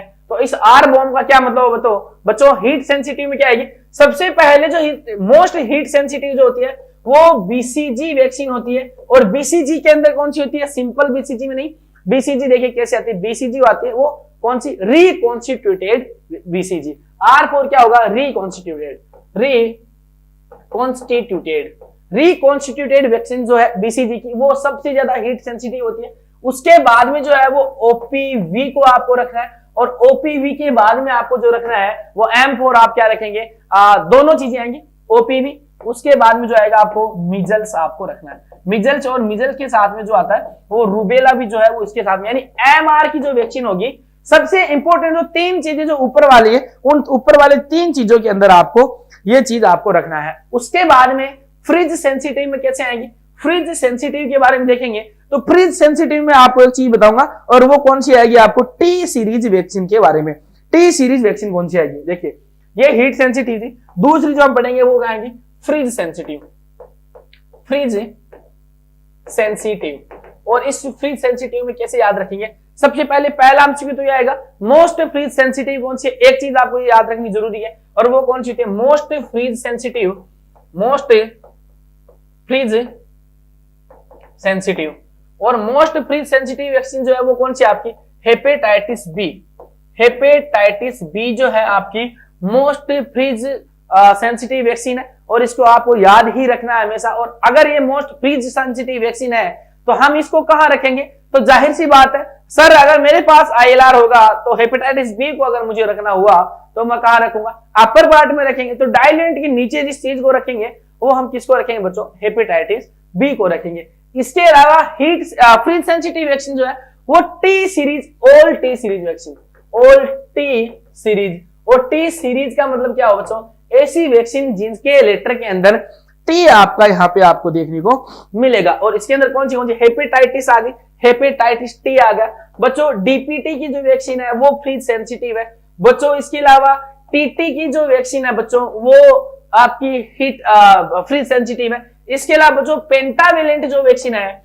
पेंटावेलेंट वैक्सीन जो है उसमें भी टी आ गया, तो ये भी क्या आपकी फ्रीज सेंसिटिव वैक्सीन है। तो ये आपको पता चल गया कि हीट सेंसिटिव और फ्रीज सेंसिटिव कैसी है। अब आपको कुछ तो आइडिया क्लियर हुआ कि अगर मुझे ILR की सेटिंग करनी हुई, मैं CHO बना, मेरी पोस्टिंग PHC के ऊपर हुई, तो मैं आखिरकार इस सेटिंग को कैसे सेट करूंगा, इस चीज का आपको पता चला। अब हम क्या देखेंगे आगे, हम ये देखेंगे कि ILR की मैं फोटो दिखाता हूं, एक ILR की फोटो दिखाता हूं बच्चों मैं, और उस ILR की फोटो में क्या दिखाऊंगा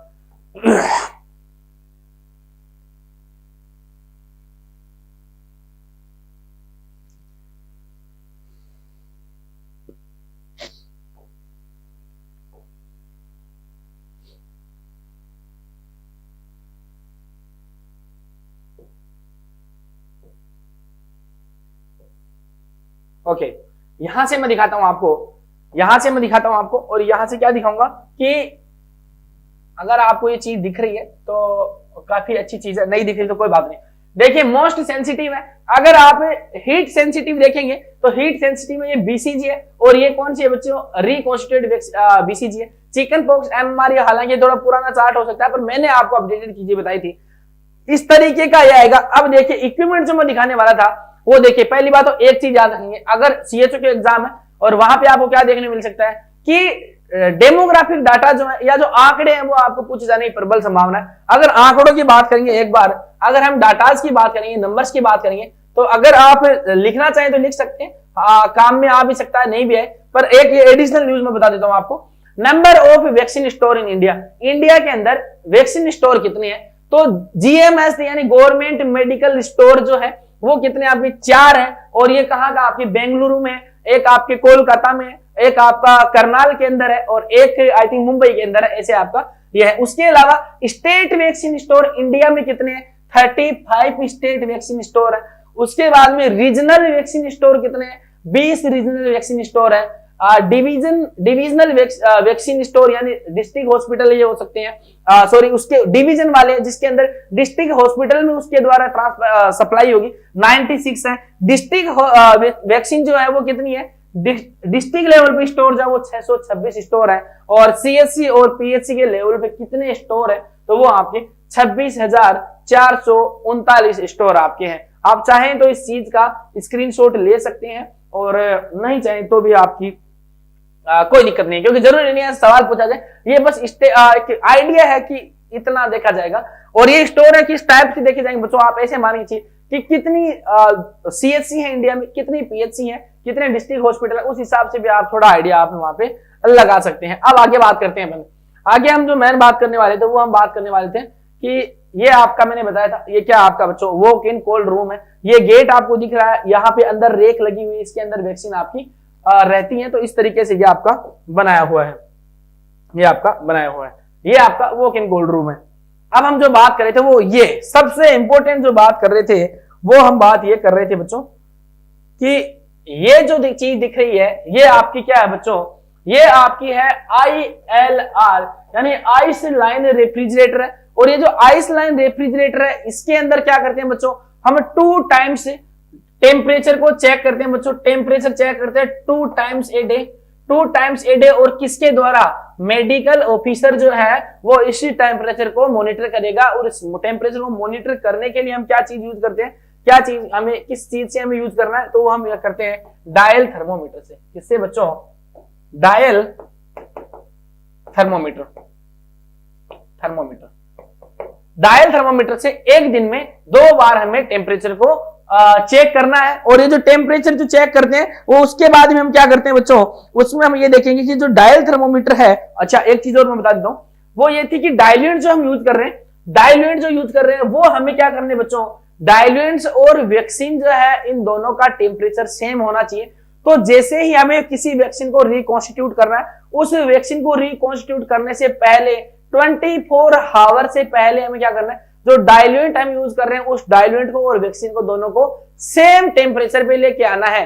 वरना यहाँ पे क्या देखने मिलेगी, कोल्ड रिएक्शन आपको देखने को मिलेगी और पेशेंट को क्या देखने को मिल सकता है, थर्मल शॉक सिंड्रोम आपको वहां से देखने को मिल सकता है। अब देखिए ये ILR है, ये इंपॉर्टेंट चीज है, इसका आपको नॉलेज होना चाहिए। थोड़ा और मैं कोशिश करता हूं जूम करने की, अगर आपको दिखता है ठीक है। अब देखिए बच्चों, अब आपको क्या दिख रहा है, आपको हम ये जो है वो बॉटम ऑफ ILR है, ये क्या है बच्चों, ये आपका बॉटम है ILR का, बॉटम है। और ये जो है वो अपर पार्ट है। हमने बात की थी कि हीट सेंसिटिव और फ्री सेंसिटिव वो कैसे रखेंगे, तो हीट सेंसिटिव में हमने बात की थी कि RBOM होता है यानी रिकॉन्स्टिट्यूटेड BCG है, OPV है और मिजल्स और रूबेला है, उन चीजों का हम करते हैं। अब आप ये देखिए, ये इमेज जो है वो थोड़ी पुरानी हो सकती है, पर ये जो है BCG है वो नीचे आती है, हालांकि इसको प्लेन BCG लिख रखा है पर ये रिकॉन्स्टिट्यूटेड है। अब देखिए सबसे नीचे जो है वो OPV रखी हुई है। OPV क्यों रखी हुई है, क्योंकि हीट सेंसिटिव वैक्सीन यहाँ पे है। OPV हमने रखा, उसके बाद में मिजल्स रखा है, उसके बाद में हमने BCG रखी है, उसके बाद में रोटा वायरस लिखा है, TT लिखी है या TD लिखी है, DPT है, पेंटावेलेंट है और हेपेटाइटिस बी की वैक्सीन हमने लिखी है। और एक कैसी रखिए, बॉटम टू टॉप जो ऑर्डर है, बॉटम टू टॉप जो ऑर्डर है वो किस चीज का है, हीट सेंसिटिव वैक्सीन का है। और टॉप टू बॉटम जो ऑर्डर आएगा वो किसका आएगा बच्चों, फ्रीज सेंसिटिव वैक्सीन का आएगा। Most freeze sensitive vaccine hepatitis B है, सबसे ऊपर रखा गया है। और डाइल्यूएंट को उससे भी ऊपर रखा जाता है। सबसे ऊपर की बात अगर पूछ जाएगी, मैं कोशिश करता हूं थोड़ा सा इसको जूम करने की, अगर होता है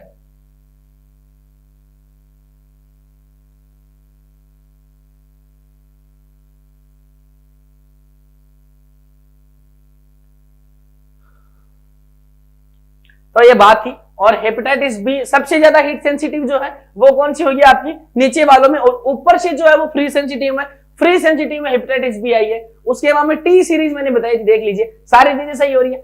हेपेटाइटिस बी आ रही है, पेंटावेलेंट आ रही है, DPT आ रही है, IPV PCV और TT रोटा वायरस, BCG और मिजल्स और OPV ये आपके यहाँ पे देखने मिल रही है। तो अगर आपको बोला जाए कि ILR के अंदर आप वैक्सीन को कैसे रखते हैं, तो ILR के अंदर वैक्सीन को रखने का जो तरीका था वो इस तरीके से अपन क्या करते हैं, ILR के अंदर हम क्या करते हैं, इनको रखते हैं। उसके बाद हम क्या देखेंगे बच्चों, ILR हमने देखा, cold war walk in cold room हमने देखा। अब जो हम चीज देखेंगे वो क्या देखेंगे कि आखिरकार डे कैरियर के अंदर क्या होता है, वैक्सीन कैरियर के अंदर आपको क्या देखने को मिलता है। वो चीज अगर आप देखोगे तो वो चीज देखोगे बच्चों कि डे कैरियर के अंदर क्या होगा। डे कैरियर में दिखाता हूं आपको, आई थिंक मेरे पास यहाँ पे इमेज होगी। यहाँ पे ये जो इमेज है वो किस चीज की इमेज है, ये बच्चों डे कैरियर है। अगर आपको सवाल पूछा जाए, एक छोटी सी इमेज दे दी जाए और ये बोला जाए कि ये जो इक्विपमेंट्स है वो क्या इक्विपमेंट्स है, तो ये डे कैरियर है। और इस डे कैरियर के अंदर क्या करते हैं बच्चों, डे कैरियर में क्या करते हैं, 2 आइस पैक होते हैं, 2 आइस पैक होते हैं। और इस 2 आइस पैक में वैक्सीन की जो वायल जो स्टोर करनी होती है हमें, वो कितनी हम वैक्सीन वायल स्टोर कर सकते हैं, डे कैरियर में लगभग हम 6 से 8 वैक्सीन जो है वो हम स्टोर करके ट्रांसपोर्ट कर सकते हैं। किसमें, डे कैरियर के अंदर। और ये जो डे कैरियर है वो कितने टाइम तक आपका टेम्परेचर मेंटेन कर सकता है, तो 24 टू 48 आवर तक। और ये जो इक्विपमेंट्स है वो नॉन इलेक्ट्रिकल इक्विपमेंट्स है, नॉन इलेक्ट्रिकल इक्विपमेंट्स ये है। और ये कहाँ पे, विलेज और आपके सब सेंटर लेवल के ऊपर ये चीज यूज की जाती है। टेम्परेचर का ध्यान रखना आपको, कितने टाइम के लिए ये कर सकता है, और कैपेसिटी जो है इसकी, कि ये इसकी आखिरकार कैपेसिटी कितनी होती है वो आपको याद रखना है। उसके बाद में जो आप देखेंगे बच्चों, उसमें आपको वैक्सीन कैरियर का आपको पता होना चाहिए। और जो वैक्सीन कैरियर जो है इसकी भी इमेज मुझे देखनी पड़ेगी। वैक्सीन कैरियर मैंने ये देखिए, ये वैक्सीन कैरियर आपके सामने, ये इमेज जो आपको दिख रही है वो किसकी है आपकी बच्चों, वैक्सीन कैरियर की इमेज है। और इस वैक्सीन कैरियर में आपको क्या दिख रहा है, अगर आप थोड़ा सा दिमाग लगा रहे हैं यहाँ पे, तो इस वैक्सीन कैरियर में देखेंगे तो इस वैक्सीन कैरियर में आइस पैक का जो नंबर ऑफ आइस पैक होता है, इसमें हम बच्चों 4 आइस पैक्स हम यूज करते हैं, 4 आइस पैक यूज करते हैं। और इस 4 और ये जो वैक्सीन कैरियर जो है ये भी टेम्परेचर जो है वो 24 टू 48 आवर्स तक मेंटेन कर सकता है। और इसके अंदर 4 आइस पैक्स हम यूज करते हैं। तो इस 4 आइस पैक में नंबर ऑफ वैक्सीन जो है वो कितनी कर सकते हैं, कैपेसिटी जो इसकी कितनी होती है बच्चों, वो 16 से 20 वैक्सीन वायल जो है, वैक्सीन वायल जो है वो इसके अंदर हम स्टोर कर सकते हैं, ट्रांसपोर्ट कर सकते हैं। वैक्सीन कैरियर है वो भी आपका सब सेंटर लेवल पे ही यूज किया जाता है। इसके अंदर 4 आइस पैक यूज करते हैं। इमेज जो है वो इसकी इस टाइप की इमेज ये होती है, ये आपको देखने को मिलेगा। इसके बाद में एक इक्विपमेंट्स और है बच्चों जिसको हम नॉन इलेक्ट्रिकल या विलेज लेवल पे यूज करते हैं, और वो कौन सा है बच्चों, वो कौन सा आपका कोल्ड बॉक्स, आपने नाम सुना होगा क्या, मेरे पास शायद उसकी भी इमेज अवेलेबल होगी।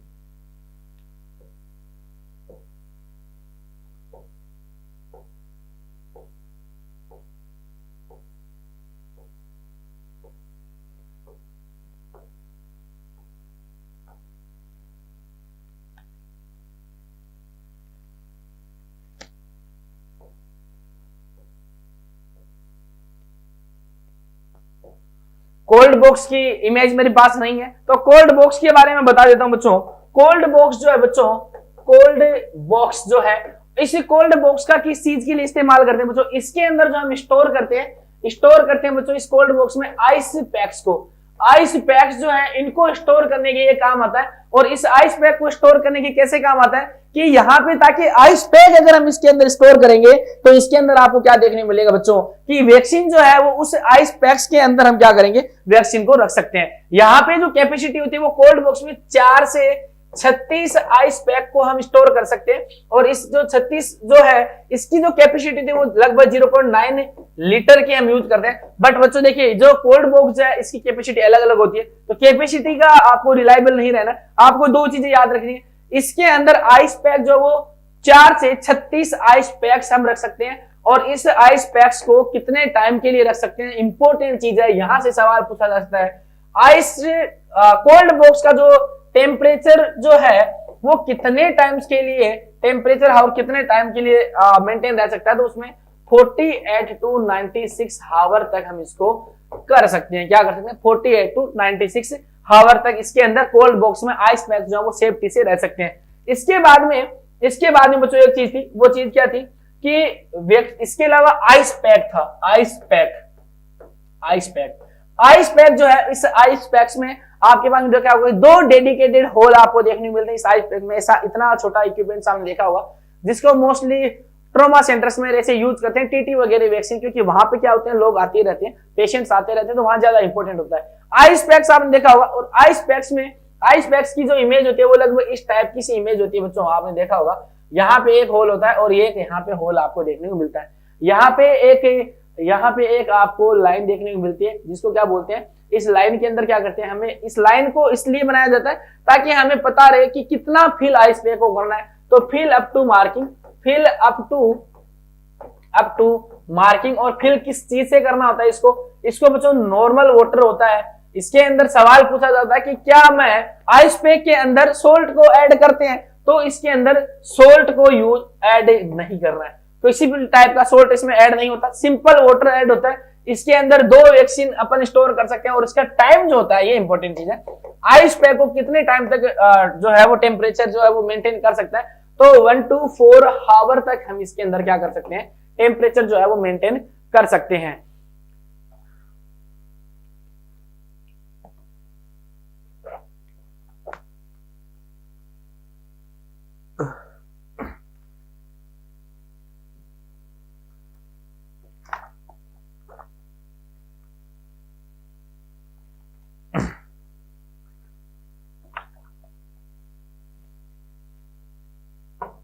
अब हम बात करते हैं बच्चों, अब हम एक इस कोल्ड चेन वाले टॉपिक में बात करते हैं कि वैक्सीन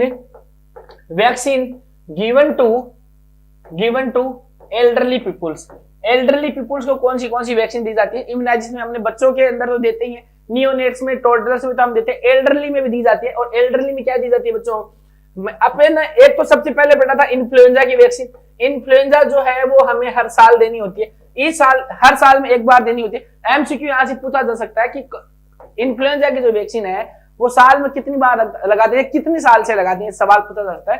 तो एनुअली लगाते हैं, इसको क्या करते हैं, एनुअली हमें ये वैक्सीन देनी होती है। और एनुअली क्यों देते हैं? क्योंकि इन्फ्लुएंजा जो है इसके जो वेरिएंट जो है बच्चों, हर साल नए वेरिएंट आते हैं, नए वेरिएंट आपको यहाँ पे देखने को मिलते हैं। इसके वेरिएंट जो फिक्स नहीं रहते, नए आते हैं। तो अगर हमने एक वैक्सीन यहाँ पे दी तो वो वैक्सीन है वो कारगर होगी नहीं अगले साल के लिए, उस वेरिएंट के लिए वो इफेक्टिव होगी नहीं। दूसरी जो है बच्चों, हम जोस्टर की एक देते हैं, जोस्टर की एक डोज देते हैं, लाइफ टाइम एक डोज देते हैं एल्डरली पीपुल्स को। एक जो देते हैं बच्चों हमें न्यूमोकोकल वैक्सीन देते हैं, न्यूमोकोकल वैक्सीन देते हैं, एक वैक्सीन देते हैं लाइफ टाइम के लिए, एनुअली नहीं देना होता एल्डरली पीपुल्स के लिए जो 60 साल के लोग हैं उनके लिए। इसके अलावा बच्चों एक जो हम देते हैं यहाँ पे हम टीटी या टीडी की वैक्सीन देते हैं, वो भी हम एक वैक्सीन यहाँ पे एल्डरली पीपुल्स के लिए लगाते हैं। अब जो हमने बात की थी वो हमने बात की थी एक ओपीवी के लिए जो टेम्परेचर है, टेम्परेचर ऑफ ओपीवी, तो ओपीवी जो है वो -20 के ऊपर, देखिए बिलो फ्रीज वाली कौन सी vaccine that is stored in below freeze temperature.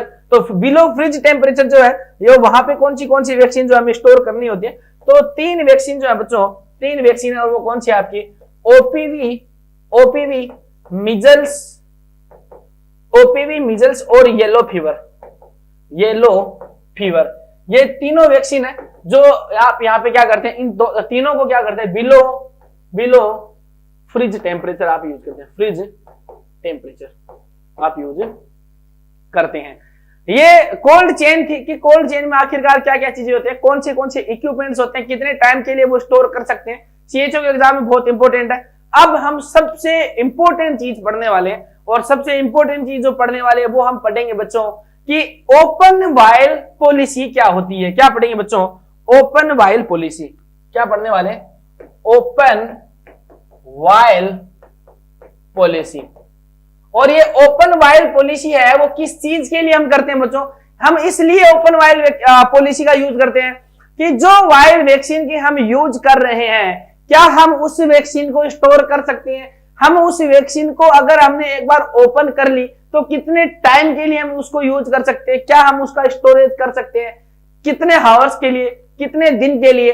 और ओपन वाइल पॉलिसी उसमें हम ये चीज देखते हैं कि कहीं वैक्सीन जो खराब हो चुकी है या जो वैक्सीन हमने यूज कर ली है, कहीं वो खराब तो नहीं, कहीं उसकी एफिकेसी और पोटेंसी तो डिक्रीज नहीं हुई। इस चीज को हम ओपन वाइल पॉलिसी के अंदर देखते हैं। और ओपन वाइल पॉलिसी में 2 चीज देखते हैं, एक हम उस चीज के लिए देखते हैं जो हीट सेंसिटिव वैक्सीन है, और एक जो देखते हैं हम वो देखते हैं कि ओपन वाइल पॉलिसी के अंदर आपकी एक जो देखते हैं वो हीट सेंसिटिव, और एक जो देखेंगे वो अपन कोल्ड सेंसिटिव वैक्सीन या फ्रिज सेंसिटिव जो वैक्सीन है उनके बारे में हम ओपन वाइल पॉलिसी देखते हैं। और इस ओपन वाइल पॉलिसी में हम जो मेनली जो पढ़ने वाले हैं वो 2 टेस्ट पढ़ने वाले हैं, और वो 2 टाइप कौन से पढ़ते हैं? एक हम वीवीएम पढ़ते हैं जो वैक्सीन वाइल मॉनिटरिंग करता है, और एक जो करते हैं वो हम सेक टेस्ट इसमें पढ़ते हैं।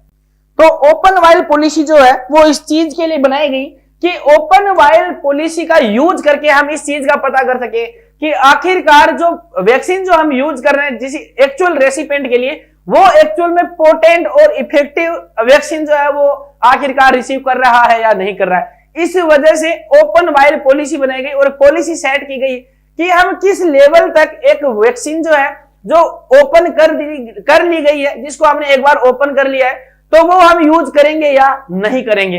तो इस चीज के हमें ये पता होना चाहिए कि ओपन वाइल पॉलिसी जो है इसके अंदर कौन सी वैक्सीन जो है वो हम इंक्लूड करते हैं। तो इसके अंदर हम कौन सी वैक्सीन जो इंक्लूड करेंगे बच्चों, वो हम इंक्लूड करते हैं कि देखिए 2 टाइप की वैक्सीन यहाँ पे होती है। और कैसी होंगी बच्चों? एक होती है बच्चों पाउडर वाली, एक पाउडर फॉर्म वैक्सीन होती है जिनको हम क्या करते हैं, रिकॉन्स्टिट्यूट करते हैं, और एक जो होती है वो लिक्विड वैक्सीन होती है।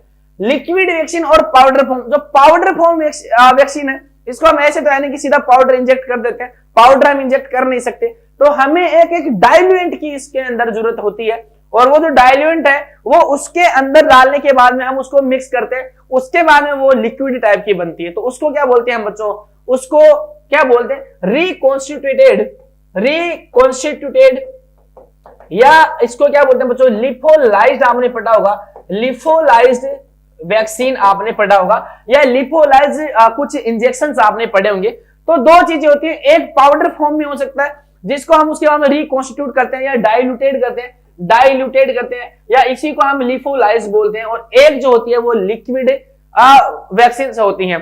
तो पाउडर फॉर्म जो वैक्सीन है उसको देखिए, पहली बात तो हमें ये पता होना चाहिए कि हम ओपन वायल पॉलिसी यूज करेंगे क्यों, इस वजह से करेंगे कि हम जो ये वैक्सीन है वो अगर हम लंबे टाइम के लिए स्टोर कर रहे हैं तो हमें पता होना चाहिए कि हमने 20 दिन बाद में या 10 दिन बाद में हम किसी वैक्सीन वायल को यूज कर रहे हैं, तो हमें पता होना चाहिए कि ये जो वैक्सीन वायल है वो पोटेंट है या नहीं है, या इफेक्टिव है नहीं, कहीं टेम्परेचर के एक्सपोजर में तो नहीं, चाहे वो फ्रिज एक्सपोजर हो या हीट एक्सपोजर के कांटेक्ट में तो नहीं आई। तो हमें इस चीज का इस तरीके से पता करना होता है कि ये वैक्सीन आखिरकार लंबे टाइम तक यूज आती तो है ना, इसको हम स्टोर कर कितने टाइम तक सकते हैं। तो ओपन वायल पॉलिसी में हम उन्हीं वैक्सीन को इंक्लूड करते हैं जो लंबे टाइम के लिए स्टोर कर सकते हैं। तो ये जो वैक्सीन है बच्चों, जो रिकॉन्स्टिट्यूटेड या लिपोलाइज्ड वैक्सीन है, इनके अंदर हम क्या करते हैं बच्चों, इनके अंदर तो हम क्या करते हैं, डाइल्यूट करते हैं और इनको maximum to maximum 1 to 4 hours तक हम इसको यूज कर सकते हैं। क्या कर सकते हैं बच्चों, मैक्सिमम जो है हम इनको 4 आवर तक यूज कर सकते हैं। और रिकॉन्स्टिट्यूटिव वैक्सीन के अंदर कौन सी वैक्सीन आती है बच्चों, इसके अंदर जो वैक्सीन आती है वो आपकी बीसीजी वैक्सीन आती है, बीसीजी वैक्सीन आती है। और जो बीसीजी वैक्सीन है इसके अंदर डाइल्यूएंट जो यूज करते हैं बच्चों वो हम नॉर्मल सेलाइन यूज करते हैं। और कितने टाइम के लिए यूज कर सकते हैं, तो मैक्सिमम में 4 आवर तक हम इसको यूज कर सकते हैं। पहली रिकॉन्स्टिट्यूटेड वैक्सीन जो ओपन वायल पॉलिसी को फॉलो नहीं करती है, क्योंकि हम इसको स्टोर ही नहीं करते हैं। हालांकि बीसीजी का स्टोरेज हम जरूर करते हैं, पर नीचे वाली वैक्सीन को हम ज्यादा स्टोर करते नहीं है। इसके अलावा मिजल्स की वैक्सीन है, मिजल्स में जो डाइल्यूएंट जो हम यूज करते हैं वो क्या करते हैं बच्चों, हम इसके अंदर जो यूज करते हैं वो डिस्टिल्ड वाटर यूज करते हैं। और इसके लिए जो हम इसको स्टोर करते हैं, इसको भी हम कितने टाइम के लिए स्टोर करते हैं, लगभग 4 आवर के लिए इसको स्टोर कर सकते हैं। इसके अलावा तीसरी जो वैक्सीन जो है वो जापानीज एनसेफेलाइटिस की है, और इसके अंदर जो डाइल्यूट जो यूज करते हैं, यहां से एमसीक्यू पूछा जा सकता है। अगर सिंपल पेपर हुआ तो यहां से एमसीक्यू पूछा गया, अगर पेपर को थोड़ा सा टिपिकल बनाना हुआ तो जापानीज एनसेफेलाइटिस का पूछेंगे। और इसका डाइल्यूट क्या होता है बच्चों, फोस्फेट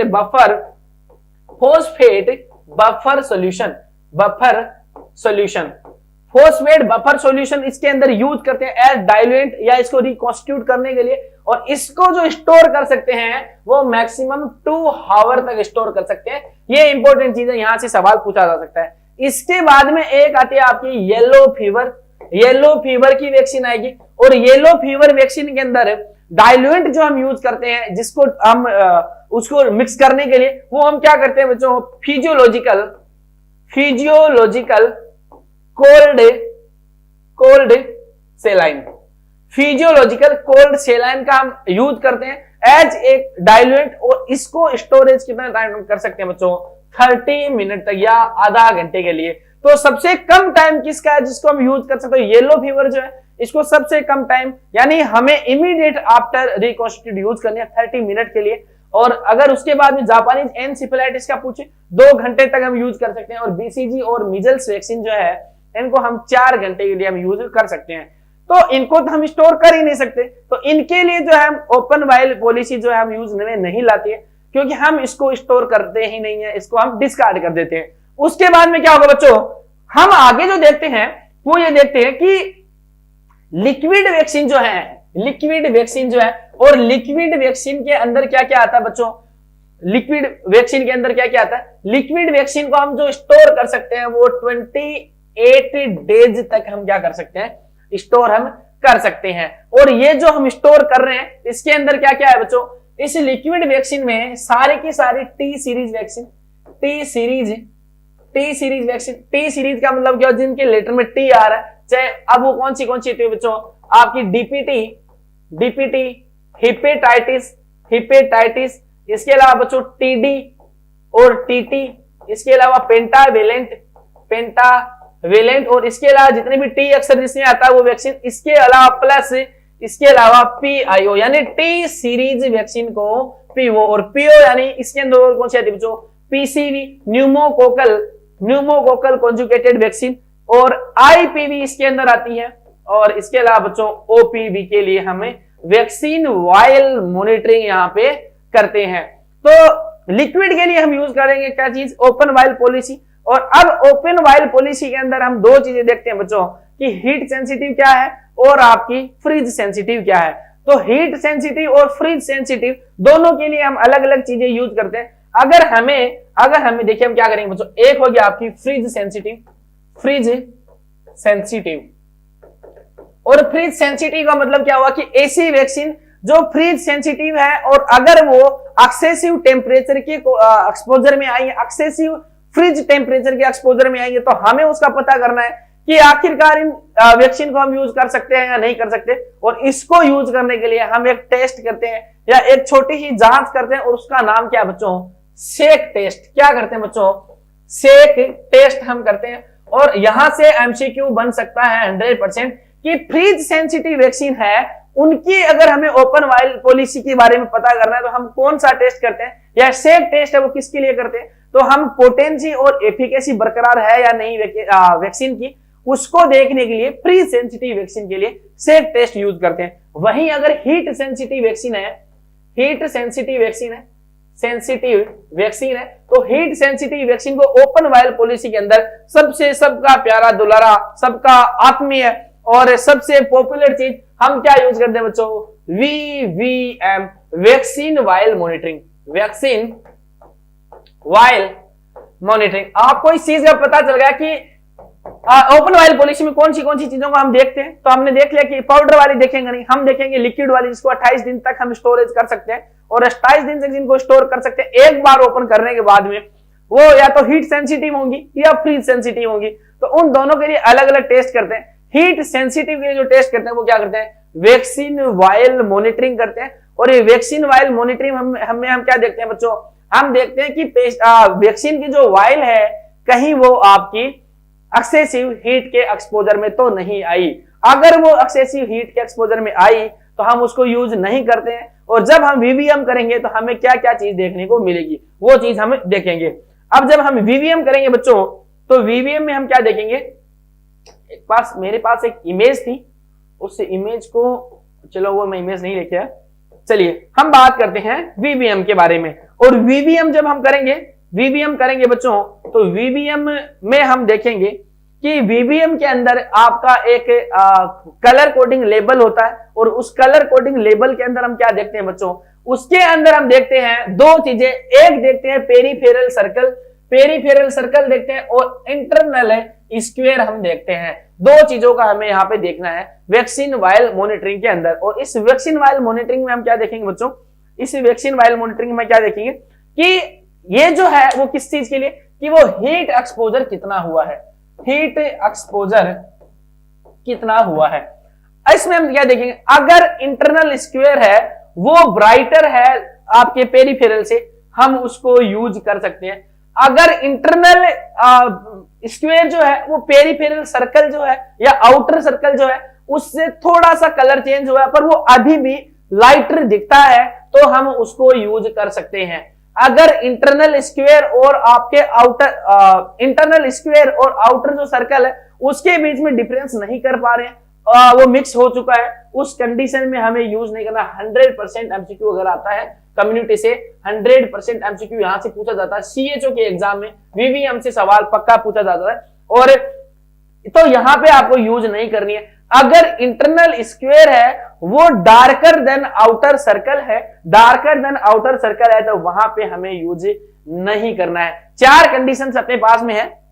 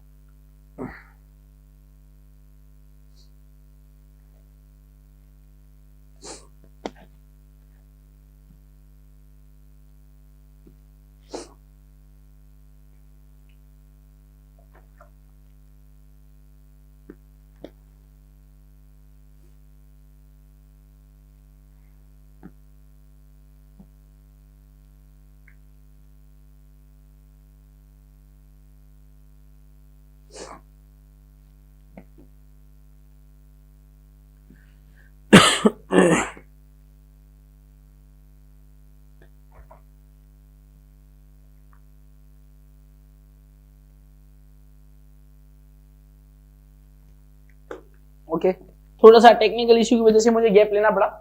हाँ, तो वैक्सीन वाइल मॉनिटरिंग में आपको देखना वीवीएम के अंदर, और ये वीवीएम जो है वो हम किसके लिए यूज करते हैं, हीट सेंसिटिव वैक्सीन के लिए, जो हमने अभी बात की तो कि 2 कंडीशन में आपको यूज करना है और 2 कंडीशन में आपको यूज नहीं करना है। जब इंटरनल स्क्वायर जो है वो ब्राइटर है फुल तो भी आप यूज कर सकते हैं, हल्का सा लाइटर है तो भी आप यूज कर सकते हैं। अगर सेम कलर है सर्कल का और स्क्वायर का यूज नहीं करना, और अगर स्क्वायर डार्क हो गया तो यूज नहीं करना। ये जो है वो कहां पे होता है, अगर वैक्सीन जो है बच्चों, वैक्सीन अगर वाइल है, अगर वैक्सीन की वाइल है तो वाइल में बच्चों ये जो प्रेजेंट होता है वो आपका कहां होता है, लगभग आपके बॉडी के ऊपर प्रेजेंट होता है। कहां पे, बॉडी के ऊपर प्रेजेंट होता है। इस पोर्शन के अंदर आपका वीवीएम का लेबल जो है, स्टिकर जो है वो आपका प्रेजेंट होगा। और ये किसके लिए बच्चों, वाइल के लिए। और अगर एम्पूल में अगर आती है तो एम्पूल में लगभग आपको देखने को मिलता है कि इमेज साइज में थोड़ी सी हल्की हो सकती है, एम्पूल में आपका टॉप ऑफ द एम्पूल आपको वीवीएम का लेबल आपको देखने को मिलता है।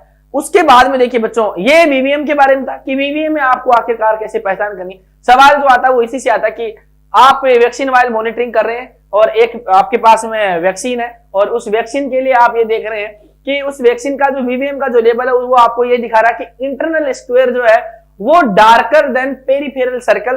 तो इस कंडीशन में आप क्या करेंगे, आप वैक्सीन को यूज करेंगे, नहीं करेंगे, डिस्कार्ड करेंगे या क्या करेंगे, ये चीज आपको देखने को मिलती है। तो आप वहां पे क्या करेंगे, अगर इंटरनल स्क्वायर जो है वो डार्कर है तो आप क्या करेंगे, वहां पे यूज होता नहीं है। डिस्कार्ड कैसे करते हैं, मैंने बीएमडब्ल्यू वाली चीज में भी देखा। अगर लाइव वैक्सीन है बच्चों, देखिए वैक्सीन का डिस्कार्ड कैसे करते हैं, वैक्सीन का बीएमडब्ल्यू क्या करते हैं, बीएमडब्ल्यू में वैक्सीन में क्या देखेंगे, वैक्सीन अगर लाइव वैक्सीन है, वैक्सीन की वाइल है, एम्पूल है, अगर उसमें थोड़ा सा भी पार्ट वैक्सीन का बचा हुआ है, यूज्ड है, तो आपको क्या करना, या हाफ वैक्सीन आप पटक रहे हैं उसके अंदर, या वैक्सीन वाइल के अंदर या एम्पूल में कुछ भी पार्ट वैक्सीन का जो है वो बचा हुआ है, तो उसको इस कंडीशन में, चाहे वो आपकी किसी भी चीज की बनी हुई, अगर आपका ग्लास वेयर है तो भी आपको येलो के अंदर ही डालना है। और इसमें भी अगर लाइव वैक्सीन है तो स्पेशली वैक्सीन को कहां डालना है, येलो के अंदर डालना है। अगर वो वाइल है या एम्पूल है उसके अंदर वैक्सीन का थोड़ा सा भी फ्रेगमेंट बचा हुआ है या आधी वैक्सीन आप डिस्कार्ड करें वो, और अगर वैक्सीन वाइल पूरी तरीके से खाली है तो आपको ब्लू के अंदर करना है। किसके अंदर, ब्लू के अंदर ही करना है। अगर ब्रोकन है और वैक्सीन से वो वैक्सीन उसके ऊपर है तो भी आपको येलो के अंदर करनी है। ये चीज थी। उसके बाद में हम देखेंगे एक टेस्ट जो ओपन वाइल पॉलिसी में आता है वो क्या आता है आपका, वो आपका आएगा बच्चों क्या, सेक टेस्ट आपको देखने मिलेगा। क्या चीज, सेक टेस्ट। और ये जो सेक टेस्ट जो है, ये सेक टेस्ट किस चीज के लिए करते हैं, सेक टेस्ट करते हैं हम बच्चों फ्रीज सेंसिटिव वैक्सीन के लिए, फ्रीज सेंसिटिव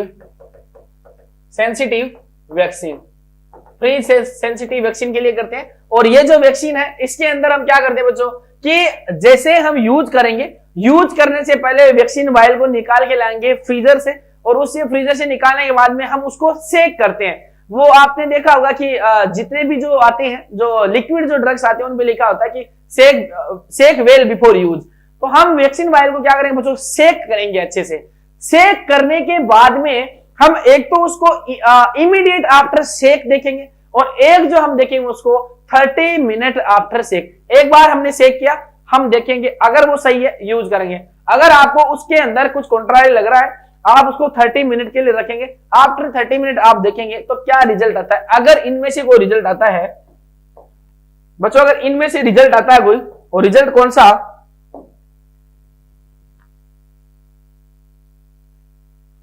अगर इनमें से कोई रिजल्ट आता है, और रिजल्ट क्या है, वैक्सीन नेवर फ्रोजन, और वैक्सीन जो है वो फ्रोजन है या थोड है उसके अंदर। देखिए अब देखिए वैक्सीन जो नेवर फ्रोजन है उसको क्या करेंगे, इमीडिएट आफ्टर सेकिंग करने के बाद में अगर आपको वैक्सीन के अंदर स्मूथ और क्लाउडी अपीयरेंस दिख रहा है, वैक्सीन के अंदर जो कंटेंट है उसका स्मूथ और क्लाउडी अपीयरेंस आपको दिख रहा है, तो उसको आप क्या करेंगे बच्चों, उस टाइम पे आप क्या करेंगे, आप उसको यूज करेंगे। क्या करेंगे, अगर आपको स्मूथ और क्लाउडी लग रहा है सेक करने के बाद में, जो कभी भी फ्रीज नहीं हुए, तो आप उसको क्या करेंगे बच्चों, आप उसको यूज करेंगे। उसके अलावा अगर कोई वैक्सीन है, ये इमीडिएट आफ्टर सेक की है, ऐसी वैक्सीन जो फ्रीज हुई है और जो फ्रीज होके थर्ड हुई है, या उसको अपने क्या किया वापस उसको जो फ्रीज हुई है, उसके लिए हम इमीडिएट अगर यूज करेंगे। अगर स्मूथ और क्लाउडी है तो हम यूज करेंगे जो कभी भी फ्रीज नहीं हुई है, और जो फ्रीज हुई है और उसको हमने सेक किया उसके बाद में स्मूथ नहीं है, यू कैन सी स्मूथ नहीं है, और उसको अंदर आपको ग्रेन्यूल जैसे दिखते हैं कि उसके अंदर दाने दाने जैसे आपके वायल्स के अंदर दिखते हैं। सेक करने के बाद में जो कभी फ्रीज हुई थी अब वो है वो स्मूथ नहीं है, आपको क्लाउडी अपीयरेंस नहीं दिख रहा है, उसके अंदर ग्रेन्यूल दिख रहे हैं, उस कंडीशन में आपको यूज नहीं करना है। क्या करना है? उस कंडीशन में आपको यूज नहीं करना है। उसके बाद में ये पहली कंडीशन थी immediate after shaking, 30 minute after shaking, 30 minute after shaking. एक सेक टेस्ट की बातें हो रही है बच्चों, सेक टेस्ट की बातें हो रही है। सेक टेस्ट में आफ्टर 30 मिनट आपको करना है। अगर वैक्सीन जो है 30 मिनट जैसे आपने सेक किया, 30 मिनट रख दिया, तो आपको पता कि वैक्सीन जो वो सेटल हो जाएगी।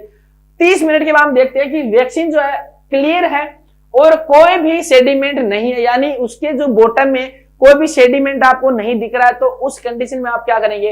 वैक्सीन को 100% यूज करना है, क्योंकि वैक्सीन जो ओपन वायल पॉलिश में टेस्ट में सही पाई गई है। ये इसकी एफिकेसी या पोटेंसी जो अभी बरकरार है, आपको यूज कर सकते हैं अगर उसके अंदर कोई भी सेडिमेंट नहीं है। आपने देखा कि वैक्सीन जो है वो एकदम क्लियर है, एकदम क्लियर है, और उसके जो सेडिमेंट्स है वो नीचे बॉटम के अंदर जमा हुए हैं, और ठीक सेडिमेंट आपको बॉटम में दिख रहे हैं। जैसे आप देखते हैं कि नीचे है वो सेडिमेंट दिख रहे हैं और ऊपर आपको ज्यादा क्लियर आपको वायल दिख रही है, तो उस कंडीशन में आपको क्या करेंगे? उसको यूज नहीं करेंगे, नॉट यूज करेंगे। इससे सवाल कैसे पूछे जाएंगे? पहला तो सवाल सबसे देखिए ज्यादा टफ सवाल पूछा जाएगा नहीं, सबसे इंपॉर्टेंट सवाल तो यही पूछ सकते हैं कि सेक टेस्ट है वो किसके लिए करते हैं, तो जाहिर सी बात है सवाल आंसर जाएगा कि आपकी फ्रीज सेंसिटिव वैक्सीन के लिए सेक टेस्ट करते हैं।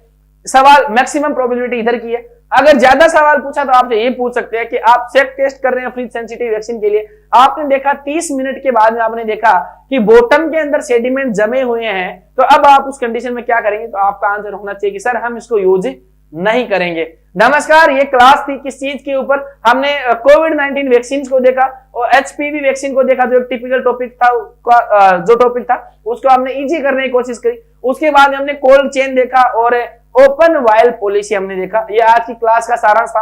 अगर आपको क्लास में अगर आपको क्लास पसंद है, अच्छी लगे, आपको लगे कि इसमें नॉलेज है, कुछ चीजें हमें यहाँ पे देखने को मिली है, आपका फायदा अगर हुआ है, कमेंट में अपना रिव्यू जरूर दे दें, सब्सक्राइब कर दीजिए टीएनसी नर्सिंग चैनल को। मिलते हैं एक और कम्युनिटी स्पेशल क्लास के साथ में, तब तक के लिए पढ़ते रहिए, बढ़ते रहिए। जय हिंद, जय भारत।